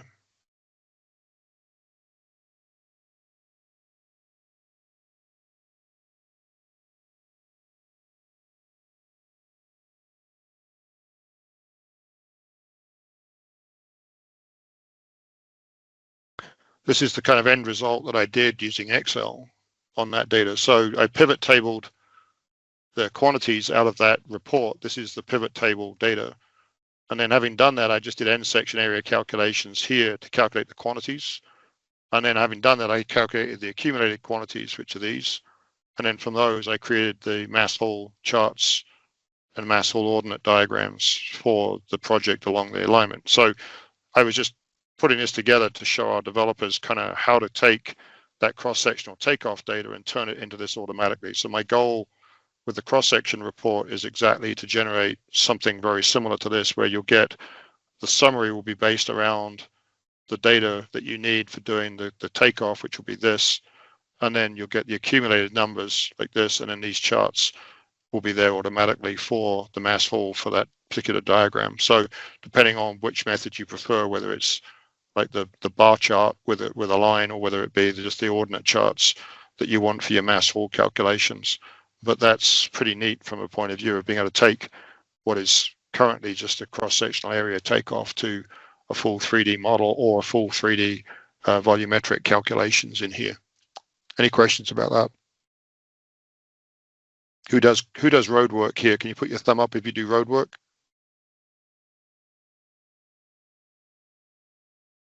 If you do it, right? So if you're doing road work, then this is kind of a tool that you can use to supplement your takeoff workflows, which makes it a lot quicker and easier to do this kind of thing.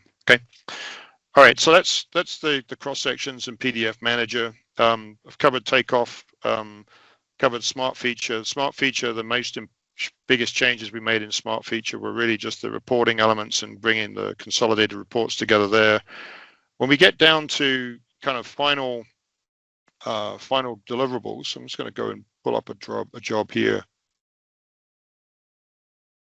that we can work with now.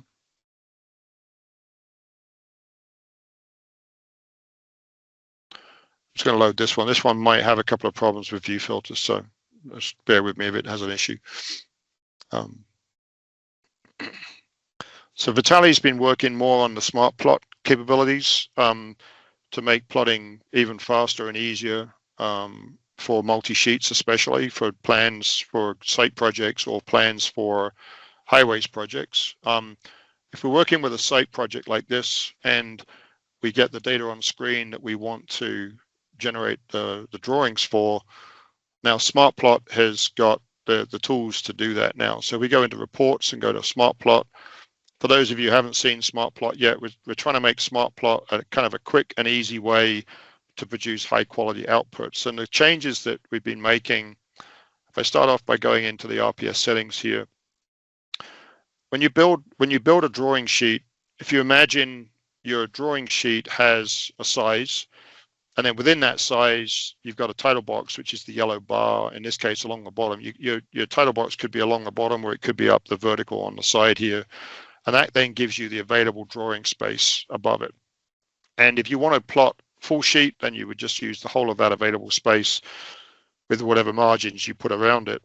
to create your drawing. But if you've got things like you're going to do multi-sheet plots and you want to put a key plan on your drawings, then you might want some area down the right hand side of your drawing for things like your quantities. So like I was putting the quantities onto the plan view, but the quantities could be put into like zone 2, or your key plan could be put into zone 1, or a 3D view could be placed in zone 3. So by breaking the drawing sheet into like a 60-40 split, which we could define these sheet styles for purpose. So you could have a cut fill map, which is always done this way, or you could have a 60-40 split sheet, which is always done that way. But this drives the sheet set creation as well. So just be aware that you can go in here and you can split a sheet.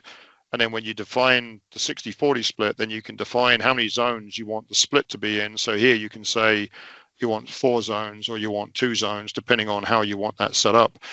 And then you can say you want to create a key map sheet, and that's an extra sheet in the sheet set which has the key plan on it, and that's good for highways work. And if you don't want that, then you can uncheck this checkbox. If you want a key map on the like a key map sheet, but then you want a key map on every sheet as well, then you can also go down here and say insert a key map, and then here you can tell it which zone you want to put the key map into. So I'm going to go back here and put 3 zones in here, and I'm going to say use zone 1 for that. So I'm just going to pick zone 1. If you change this here, you'll see it just changes the place of it to where you want it to be. And then down here below that, you get the ability to go in and say, this is for your grids if you want to put grids on the drawings, and this is for your match lines. So if you're doing multi-sheet layout, you can put match lines on the edges of the sheet so that you know where to match them up. And then this is just defining which layers you're going to put the match line on, what line style, what color you want. And these are all defaults. You don't have to change anything here. But those are the defaults that we're going to use. This is the other defaults that we're using to drive what layer we put the Dynaviews and the Dynaview frames on, etc. inside your drawings. And these settings are here only there if you're going to use your own custom template. But once you've got your setup correct, then in here you're going to just simply go in and pick the sheet size that you want to use. In this case, I'm using a 17:11. I'm using a landscape sheet using a traditional template. And we have multiple templates. We have a cream title box, so we have a gray title box, so we have the traditional title box, we have horizontal titles and vertical titles, and then we have ANSI paper sizes and Arch paper sizes. So you can choose out of all these things which things you want to get options, and then here you get all the templates that fit the options that you put on your filter. So in this case, I'm going to pick a 17:11 traditional, and in here it then says, okay, you're going to use a custom 17:11 sheet. Now down here, you then get to say, do you want to put a scale bar on every sheet? Do you want to put a north arrow on every sheet? And that's your choice. Here, what sheet style do you want to use? This is where you can pick whether you want to go full sheet. If I pick full sheet here, then as you go here, you can see that's the size of the pages that's going to be at full size. But if I change this to 60-40 split, then it changes. And now the sheet sizes are going to reserve 40% of the space on the sheet for the overlap, or for the zones for the key plans. In here, you can say suppress PDF dimming and transparency. If you're putting dimming on your PDF files as you place them, you can turn off the dimming and the transparency setting when you print. And as long as this command is open when you're printing, like if I go into the sheet view and I hit the print button, as long as this command is open in background, then this will suppress the dimming, so you don't have to override that with the PDF manager before you print. Creating match lines. If you're doing multi-sheet, then you can put match lines on the sheets automatically. And in this case, I've chosen grid layout here, but you can choose single sheet. If you use single sheet, you can just say draw a frame, and then here it's going to show you how big that frame is, and I can make that sheet bigger by using the arrow keys on my keyboard. I just keep pressing the up arrow key until it gets big enough. If I know I'm going to have to go to 150 scale, I can just go in here and type in 150 and then start from there. So now I can say, okay, that's 150. It would just about fit on one sheet. Maybe I go to 175 or 160 scale, and then go back to sheet location. Okay, so that would fit, but I'm still cutting off a bit of my title box, maybe 175 scale or something like that. But you can mess about with this until you're happy. If you don't like the rotation of it and you want to rotate, you can just use the arrow keys to rotate the drawing until you get it the right rotation. If you want to align it next to something, so if I want to follow a feature line, I can hold the control key down when I'm hovering over a line, and it will rotate the sheet based on whatever that line is doing. So as I'm going through here, you can see it's rotating the sheet. If I align it to the center line here, if there is a center line turned on, sure, I've got the alignments turned on here. So if I want to align it to the center line, then again, when I go here, if I hold the control key down when I'm hovering over this, it will line up the sheet. So it's running parallel with that. If I want to change the rotation manually, I can change the rotation, etc. So I can do a lot of things just to manipulate things dynamically before I get around to placing the sheet. When you go in, oh, sorry, change the scale to that 160 scale. Change this to 0. Okay, so that would be a single sheet. But if I want to go multi-sheet, then I can go to grid layout here and just do a single sheet. All you do is you click, hit apply, and that will then lay that out on a sheet, put my title box and borders on it, open up a sheet view for me. And there's my drawing sheet, 60% laid out, 40% available space, and I've got my single sheet over here. Now, because I did a single sheet, I didn't get a key plan because you don't need a key plan when you've got one sheet. Let's delete that one and undo. And if I want to do multi-sheet, then I would just go to grid layout. And grid layout, if I then change this back to the scale I want to print it at, let's say 50 scale, then I can see what 50 scale is going to look like right here. And maybe that's not quite big enough, so I need to add an extra column. I just hit the C key on my keyboard. There's an extra column, and maybe that's what I want. If I want to make it a little bit taller, I might want to do an extra row. So I hit R for row, and that will now give me the sheets that laid out the way I want them. Once I'm happy with the sheet layout, one thing you can do is if I go an extra couple of rows here, you can see that if I put the sheets right here, there's sheets on the drawing here that aren't needed. And at the top there, there's white space, right? So if I plot it like that, then I'm going to get the white space sheets, which I don't need. So what you can do is you can check on this checkbox here. And then when I go back here, if I just hover here for a second and leave it for a second, you'll see the top sheets just disappear because it doesn't need them. It knows, okay, there's no data under those. There's no point in me trying to plot them. So it will reduce it, and then it will automatically renumber the sheets according to what's left behind.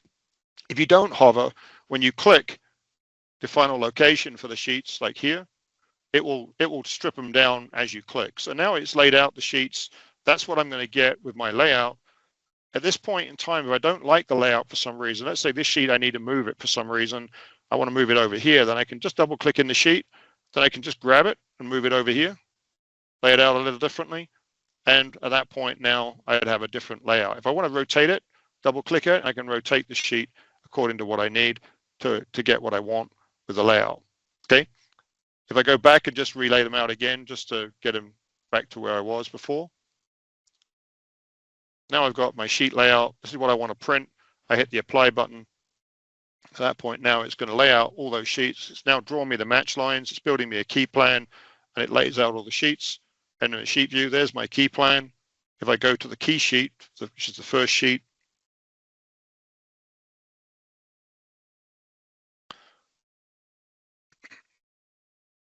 I told it to use 75% of the available space on the drawing.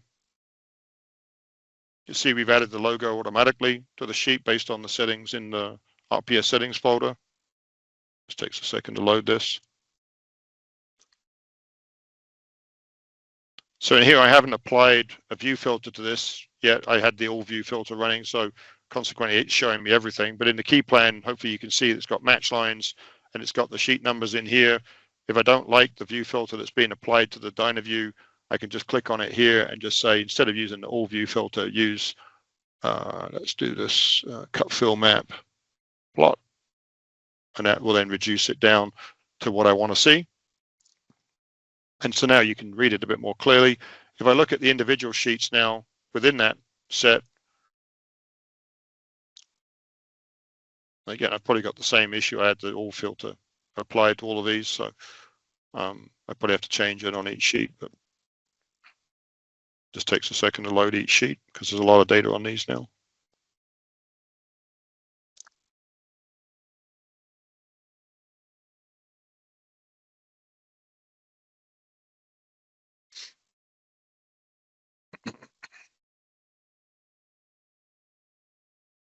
Come on. Okay, so each sheet now has the key plan. If I turn off all the surfaces, I just change all the view filters to the right view filter, then I would have the data as I need it. But you can see the idea is you get the plan sheet, you get the key plan, and then you've got this available space for putting your cut fill reports and stuff on your final drawings. Obviously, it's very dependent upon the view filter being assigned correctly. So if I go back into here, just change that one to cut fill map. That will clean it up a little bit. I don't have a cut fill map showing in here, but anyway, now you've got it cleaned up so it shades up the area, highlights the information, and now I'm ready to print this stuff. I would pick all the sheets that I want to print, so I just go to the print function here, pick the sheet that I want to print or the sheets I want to print. So I want to print these two, print the PDF and say okay, and that's now generated me my PDF file of my plot sheets directly.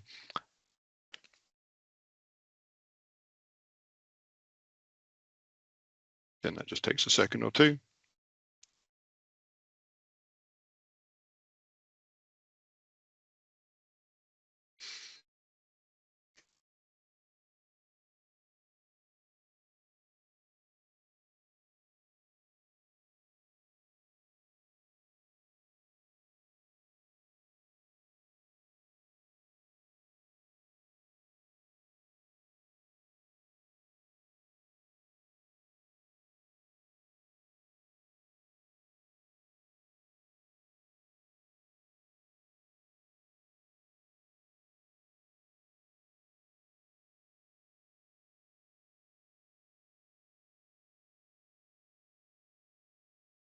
Come on.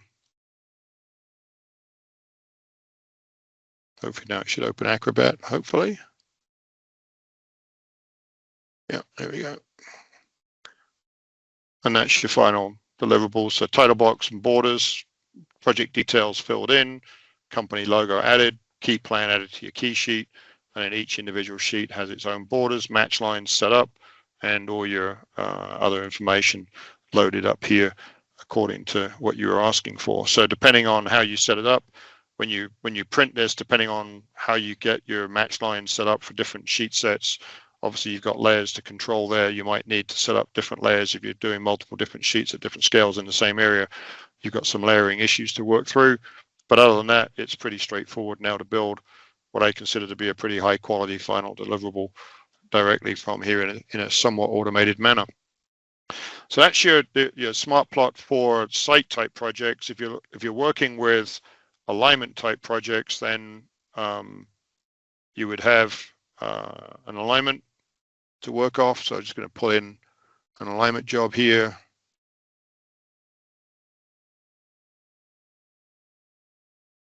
Let's wait for it to open here.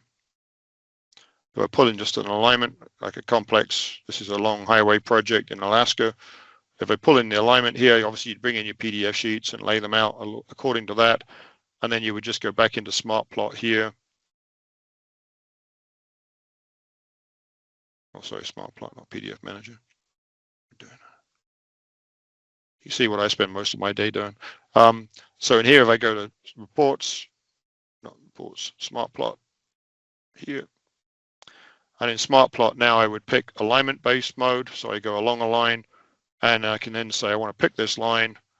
And what it will do is it now lays out all those sheets at 50 scale. If I change the scale to, let's say, 200 scale, then I end up with sheets like that. I'm using the 60-40 split, but let's say I just want to use a full sheet. At that point there, pick the alignment again, and then it will relay them out. And at that point there, this is where the adjustment of the sheets works, because in this case, you can see this sheet probably isn't oriented the way you really want it. So you just double click in the sheet, grab the corner, rotate it, move it to where you want it to be, adjust your collapse that you want. And then if you find any other sheets like this one here, maybe double click in that one, move it a little bit, rotate the corner until that's covering the data area that you want, and just go up the sheet like that. When you're happy with it, you then just go into this. If I just say, okay, I want to maybe make that bit more room around that one. So grab that one, rotate it a little bit more like that, possibly. And at that point, then you would just say apply. And now it's laying out all those sheets for me. And so now you've got all your sheets listed up, one after the other. And you can see the north arrow and the scale bar in the corner there are placed automatically, and everything is done. If you had a key plan on those sheets, then you would just set the key plan up, do the 60-40 split. So I undo what I just did and undo one more time. if I now go back into, say, I want to do a long line, but this time I'm going to do the 60-40 split with the key plan. So I'm going to say I want to do the create match lines on here and pick the alignment. Now it's giving me the sheet layout the way I want it, and I can change the scale if I need to. And once I've done that, then I can say only limit the station if you want to do that. So you can say I only want to print between there seems to be a defect there. That's one more bug I got to fix. Okay, so that you put in your start station and your end station against the alignment, it would only plot the sheets over that range. In this case, that's not working, so I'm not going to do that. So in here, we're going to say apply. And so that's now building me all the sheets, putting all the match lines on, and now I've got my sheets laid out through here. And on an alignment-based job, we only put the key plan on the first sheet. So hopefully on the first sheet here, we should have a key map. And okay, that didn't print for some reason. Okay, but anyway, the key plan should be here, and you'd have the alignment and all the sheets laid out and numbered along the alignment in here. You grabbed the wrong sheet, Alan. You grabbed the sheet set instead of the key plan. I did what, sorry? Go back to your drop down at the bottom. You picked the sheet set instead of the key map sheet. Did I? Okay. Yep. All right. So go back to sheet view. Thank you for trapping me on that. Go here. Key map sheet, new sheet view. There we go. Okay. Yeah. So you got the key map. I said put it 75% of the sheet or whatever, 50% of the sheet or whatever. So it's laid out and all the sheet numbers are on there. Obviously, if you make it a bit bigger for that one, instead of doing 75% or 50%, you might want to make it a little bit wider. And that gives you a sheet. We haven't looked at rotating that to make it rotated on there. So you maybe make more use of the long axis. That may be something we could improve around that, looking at this one. But again, automatically laying out the sheets and giving you all of the details in here with the match lines and stuff, I think is a pretty big step forward for producing drawings of any kind of linear feature. And then the last tab here is duplicating. If you've created a sheet set with one set of content, you can duplicate a sheet set in here. So you can pick the sheet set name or the plan set that you want to duplicate and the sheet set within that, and then give it a new sheet set name, and it will just make a new copy, and you can set a new filter on that. So every sheet you get created has a new view filter on it, and that's going to give you a different sheet set for, let's say, if you were trying to do work in progress this week and then work in progress next week and then work in progress the week after. If you're doing that kind of plot, so you're doing as-builts, then you would have an as-built view filter or a work in progress view filter for the week that you're looking at, and that would then just show the data in those plan sets for each one. But you're using the same sheet layout locations that you've defined already. So you spend a bit of time laying out the sheets, get the grids in the right place, then you can create duplicate sheet sets using the same frames over and over on a week-to-week or month-to-month basis as you see fit. So that's the smart plot capabilities. And again, that takes you through this kind of, if we're looking at the navigating wheel here, this is really where we're focusing on trying to provide data prep and takeoff capabilities that start with PDF, go through cleanup, go into data prep, go into modeling, go into takeoff, and then go into your final reports and deliverables, right? This is the wheel that we're trying to get to. I have an updated wheel that's got this laid out slightly differently with just our takeoff stuff on it now, because we see this is the reducing path that we're trying to get to, which is to try to reduce the TBC workflows for data prep and takeoff down to 10 buttons or 10 main buttons with some others that you might need along the way, but that really help you kind of navigate through the process quickly and easily, which is something which we can train and educate people on, and the reporting and everything else that comes with it, with the quality of the deliverables on the back end of the process. That's where we're heading. So that's the bulk of the big changes. There's a lot of other little things that we're doing. One which I really like, that we're just still tidying up a few of the labeling styles in here, but we've got a tool called Smart Label that uses one of my bugbears of TBC's Smart Labels is the Smart Label text, or the Smart Text is great, but you have to know all the codes, and knowing all the codes is kind of problematic. Setting up the text is kind of a little hard to do. You can't remember the codes from one job to the next, and so we wanted to create a labeling tool that actually allows you to set up all the codes that you want to label and then be able to use those labels in the plan view, the profile view, or the sheet view accordingly. And this is an example of some of the sort of labeling that, you can see testing wazoo here, but with leader lines, without leader lines, with text of different heights, because text is never the right height. You say you want it to be 0.08 sheet units, but when you get it on the drawing, it's too small or it's too big and you want to change it. So how do you kind of do that in a more dynamic sense? So what I'm going to do here is I'm just going to pick this layer and I'm going to isolate it and get rid of all the labels that I've done so far. Okay, let's do it this way then.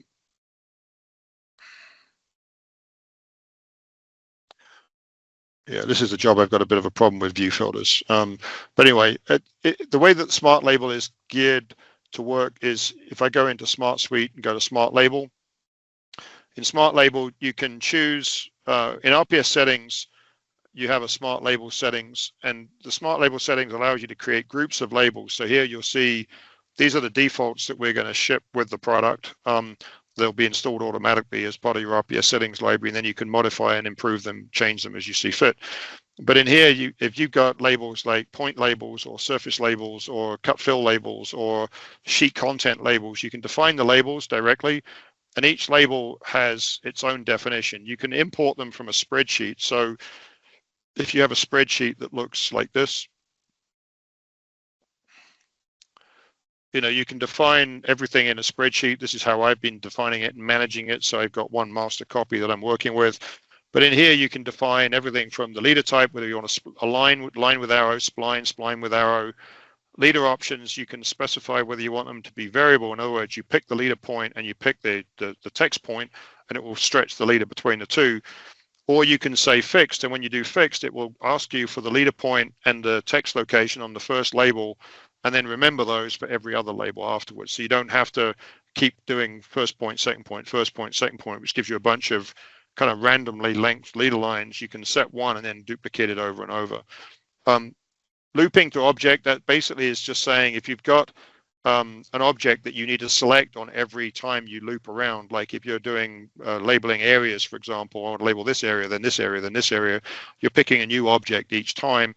In some cases, you're labeling 100 spot elevations on a line, so you're not looping to the object each time. You pick the object, and I want to label it here, here, here, here, and here, for example. So you choose whether you're looping to the object or not. You specify the font style, the font height, the justification, and if you set it to auto, one of my bugbears with the TBC labeling is that when you say I want it to be left justified, it's always left justified. Even if you pull the leader to the other side, it's still left justified. When auto, we adjust it to be left or right, depending on which side of the leader line you go. Whiteout behind the text, yes or no. Auto flip the text, yes or no. Do you want the text bold or italic? And also we have the ability, when we're saying the this option back here where we say leader options, you can have a variable length, a fixed length, you can have free text, which means you don't have a leader at all, or you can have the text along function or text at centroid function. So text at centroid will put a label in the middle of the object. Text along will put the label so it wraps along the object as you're drawing it. So you define all of these label types in here, and you can have this spreadsheet by all means as part of what we're doing. Once we finish testing this, this will be something you can get, but all these labels will be installed by default. So once you go in here, you set up your labels, and you read the spreadsheet. You just read it from here by pressing this button. It will populate all your label styles into groups, and then all these settings are predefined. Once you go into labeling, then you go in here and you just say, okay, I want to create leader lines. So you can work with an existing text label. So if I go in here and say, I want to work with an existing text label, you can say, I want to move the text, or I want to make a target point for the text. So if, for example, you pick target point, then in here I can say the target point is here and the text is here, and it will put a leader between the two. If I do the move text mode, it will say I want to move that text to here, and it will move the text but leave the leader line pointing where it was. So you've got kind of a quick way of adding leader lines to the text to make modifications to the text with a leader option. If I want to create new text, I can either create simple text, which basically means I'm going to define it here just by typing it in. So if I want to do like existing right away, then I can type it like that, and then I can just say I want to place it here and lock it here, and it will place the leader line here. When I'm clicking on here, you'll see that the text is visible to me now. And if I use the up and down arrow keys, it will make the text bigger, and I can rotate the text as well. And then I can place it right here. And that now leader line is there. So I've got more interactiveness around sizing of the text, rotating the text to place my objects as I go. In addition to that, if you go to the smart text mode, the smart text mode is where you pull up all of the groups of the labels. So in here, you can say, I want to label point number northern easting elevation. So you go to point labels, and then you would pick, I want to label point number northern easting elevation with a leader line. And I want a fixed leader in this case. I don't want to keep defining it. And so if I go over here to these points where I've got a few points over here, then I can say, okay, I select the object. So I pick point number 1. And I say, I want the text to go here. And you see it automatically switches the justification. So that leader is now pointing at that. But now I've defined the leader. If I now click on another point, this point, it will automatically label them for me without me having to define the leader, because it knows the leader definition because I just defined it. Okay. If later on I decide I want to move it, then I can just simply grab the text here, move it over here, and it will then change the leader line accordingly. So you've got the ability to pick these smart text codes and have them all predefined, and we're going through every single one of the ones that TBC supports and giving you labels for every single one of them so that you can use them. And if you want to then modify them, you can hack bits out of them and make new ones out of them by going back to RPS settings and defining it, or creating your own spreadsheet. Then you can load that in as your master. Once you've set these up, they're stored in your RPS settings file, and they basically will then follow you from project to project. So this is like an example of text along. This is examples of labeled text. You can do labels with cuts and fills to surfaces between that point and the surface, or station offset in relationship to an alignment.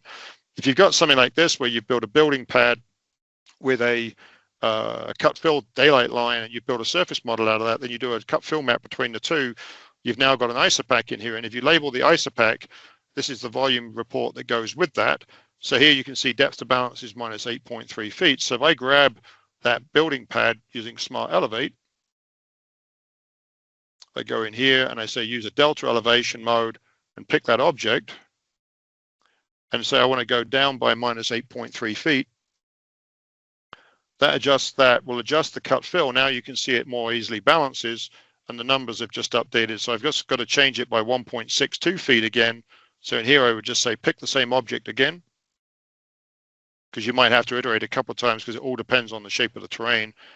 But with 1 or 2 iterations, you should be able to get to a point where the balance is, pretty close to 0. So 13 cubic yards, most people would be happy with that. And now I've got a building pad in that location that's at the right elevation.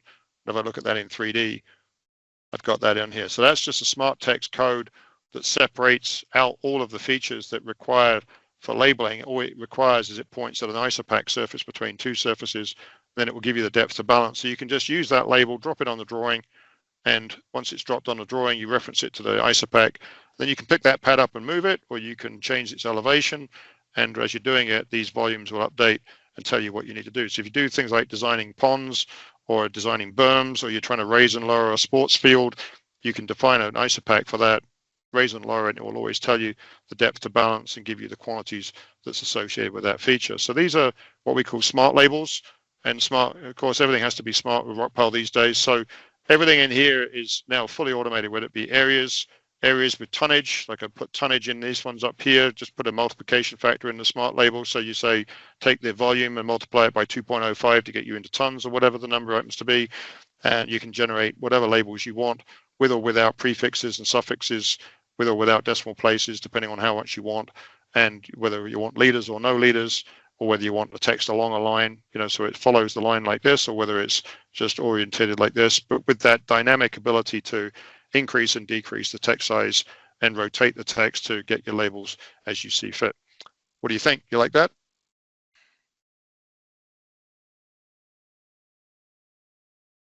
Yeah, I think that's really awesome. Okay, so these are where we're trying to get to. In Smart Label, we don't have Brandon, so you're on the call here. So Brandon does a lot of concrete paving work, and he gave me an example job to look at, and it had hundreds of pavement lane areas to label. And the next step of this is to add auto labeling to this, so we can pick 100 areas and label them, but also try to do some smarts around orienting the text to the long axis of each of the areas and stuff like that. So if you were labeling like this building pad, to find the long line and label it this way, but if the building pad was the other way around, then label it north south instead of east west or whatever. So trying to find orientations for polygons, not just find the centroid, but also be able to rotate the text in somewhat automatic fashion. And while you're labeling with leader lines, once you've set up a fixed, when you're in here, if you're labeling with a fixed leader, you can always just hit the refresh button here, and that will let you reset the start and end location to reset the length. So if you're going along a curve line like this, of course, when you're going along here, it's one thing. If you're going up here, it's a different thing. And when you're going around a curve, it's a different thing. So you might want to hit the reset button as you're doing it. So if I go into here and say, let's pick curve labels, for example, and I'm going to say, pick the label style, this one. And then in here, this is a fixed leader. So it says fixed leader here. It's going to label it with flow line and top of curve, but the top of curve is half a foot above the flow line. Then all I do is I pick the line, and then I tell it where I want the leader point to be. So just make sure my near snap is turned on. I think my snaps have dropped off because of testing I've been doing. But anyway, if I label that one, now I can just say I want to label it here and here and here, and I just keep going along the line. So I can label all my PCs, PTs, and other elevation points that I want.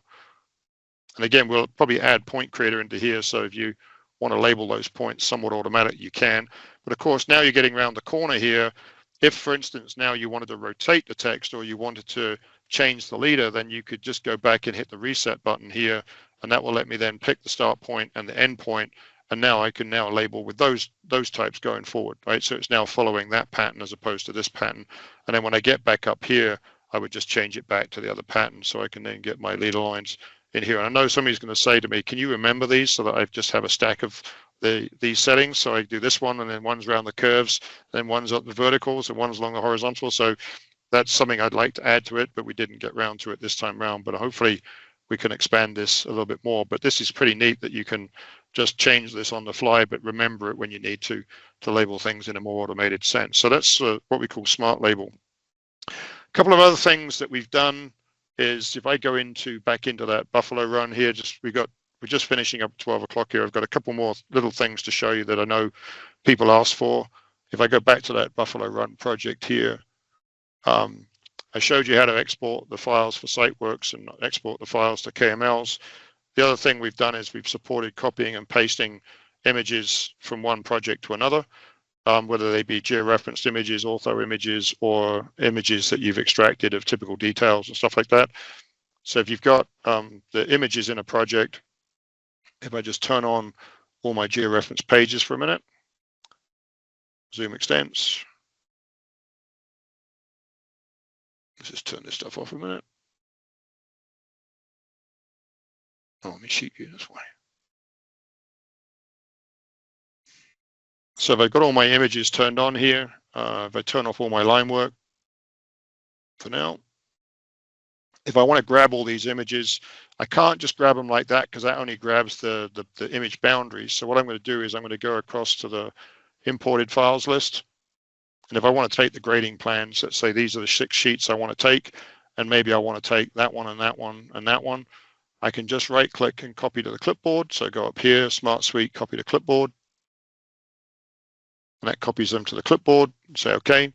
Then I can spin up another instance of TBC. So I can just open up another TBC instance here, and then just use RPS paste. And then all those images will be pasted in the right georeference location. So if you want to start a new project and move stuff from one project to another, you could move line work today, but when you move images, they're a little bit different because they're just a reference to the image file that's in the project folder. So what we have to do is in behind the scenes, we copy the image files across to the new project folder, copy the references across so we can reference them, re-reference the path, and then you've then got images in the new project that you can use. And to start off again from the PDF level that you've already spent the time doing. So if you need to create a new version of the project, it's now easy to move all the line work and all the images and stuff together across into the new project. So I've got a new instance of TBC here now. I bring that back, start a new project here. And as soon as I've done that, I can run RPS paste in this version. So I'd now go back to Smart Suite, go to RPS paste.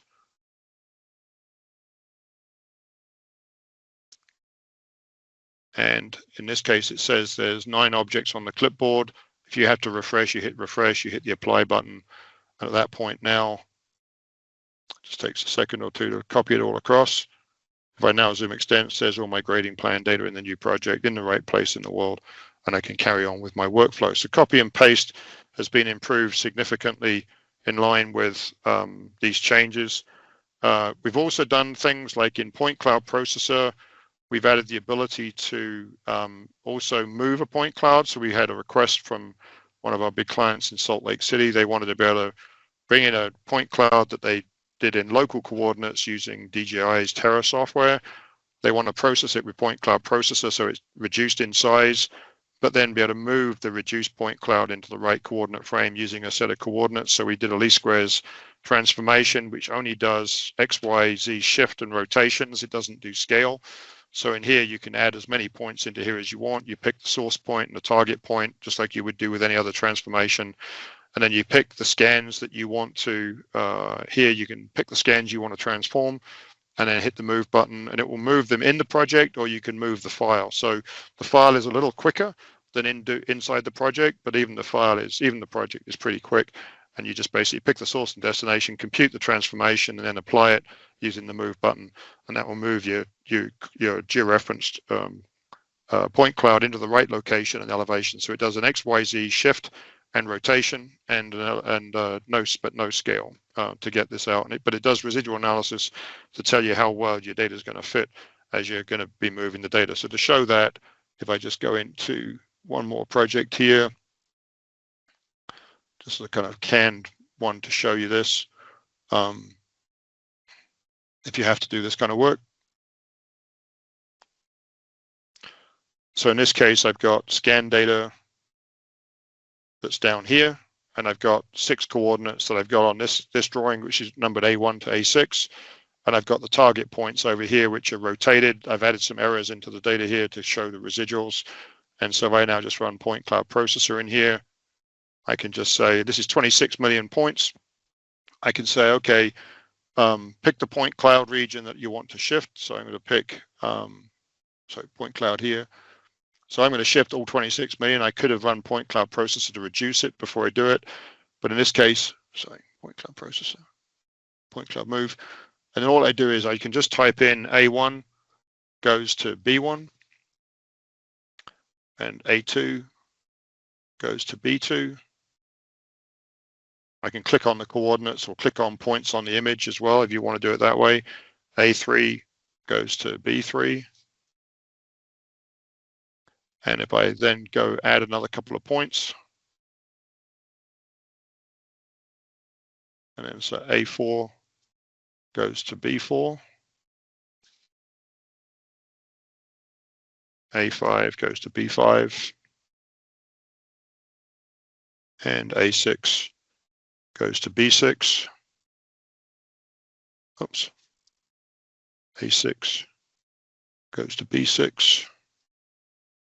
And at that point, then I can say, compute the transformation. It's telling me my residuals. And when I'm happy, I can say, use the region. I want to transform this region and move it. And if I just zoom extents now, you see in a second, it just transformed 26 million points. And it did all the calculations of 26 million points in less than a second. So it's kind of pretty cool transformation technology to do that. So that's another kind of neat function. And we've done a lot of other changes. There's dozens and dozens of improvements, like little things that when you're in things like Smart Draw now has the ability to draw shapes, so you can go into rectangles. And when you do rectangles, they can be a 2-point or a 3-point, 2D or 3D. So if we're doing a 3-point rectangle, you just do 1, 2. You'll see on the cursor, we're giving you text now that tells you the width, the height, the area, the length of the rectangle as you're drawing it. That went on the alignments layer, so I've got to make sure that's turned on. Oh, elevation, just do 100. Sorry, that's why it's waiting there. So that's that one. If you're doing things like circles, you can do circles as well. So circles can be 2-point circles or 3-point circles. You do 3-point, it can be 2D, so you can go 1, 2, 3, 1, 2, 3, and just keep doing it. And it will give you the area of the circle as you're adjusting it. So it's giving you the area, radius, and stuff like that as you're working with it. So we're trying to give you more feedback on the cursor. We've also added, if I just quickly open up this file,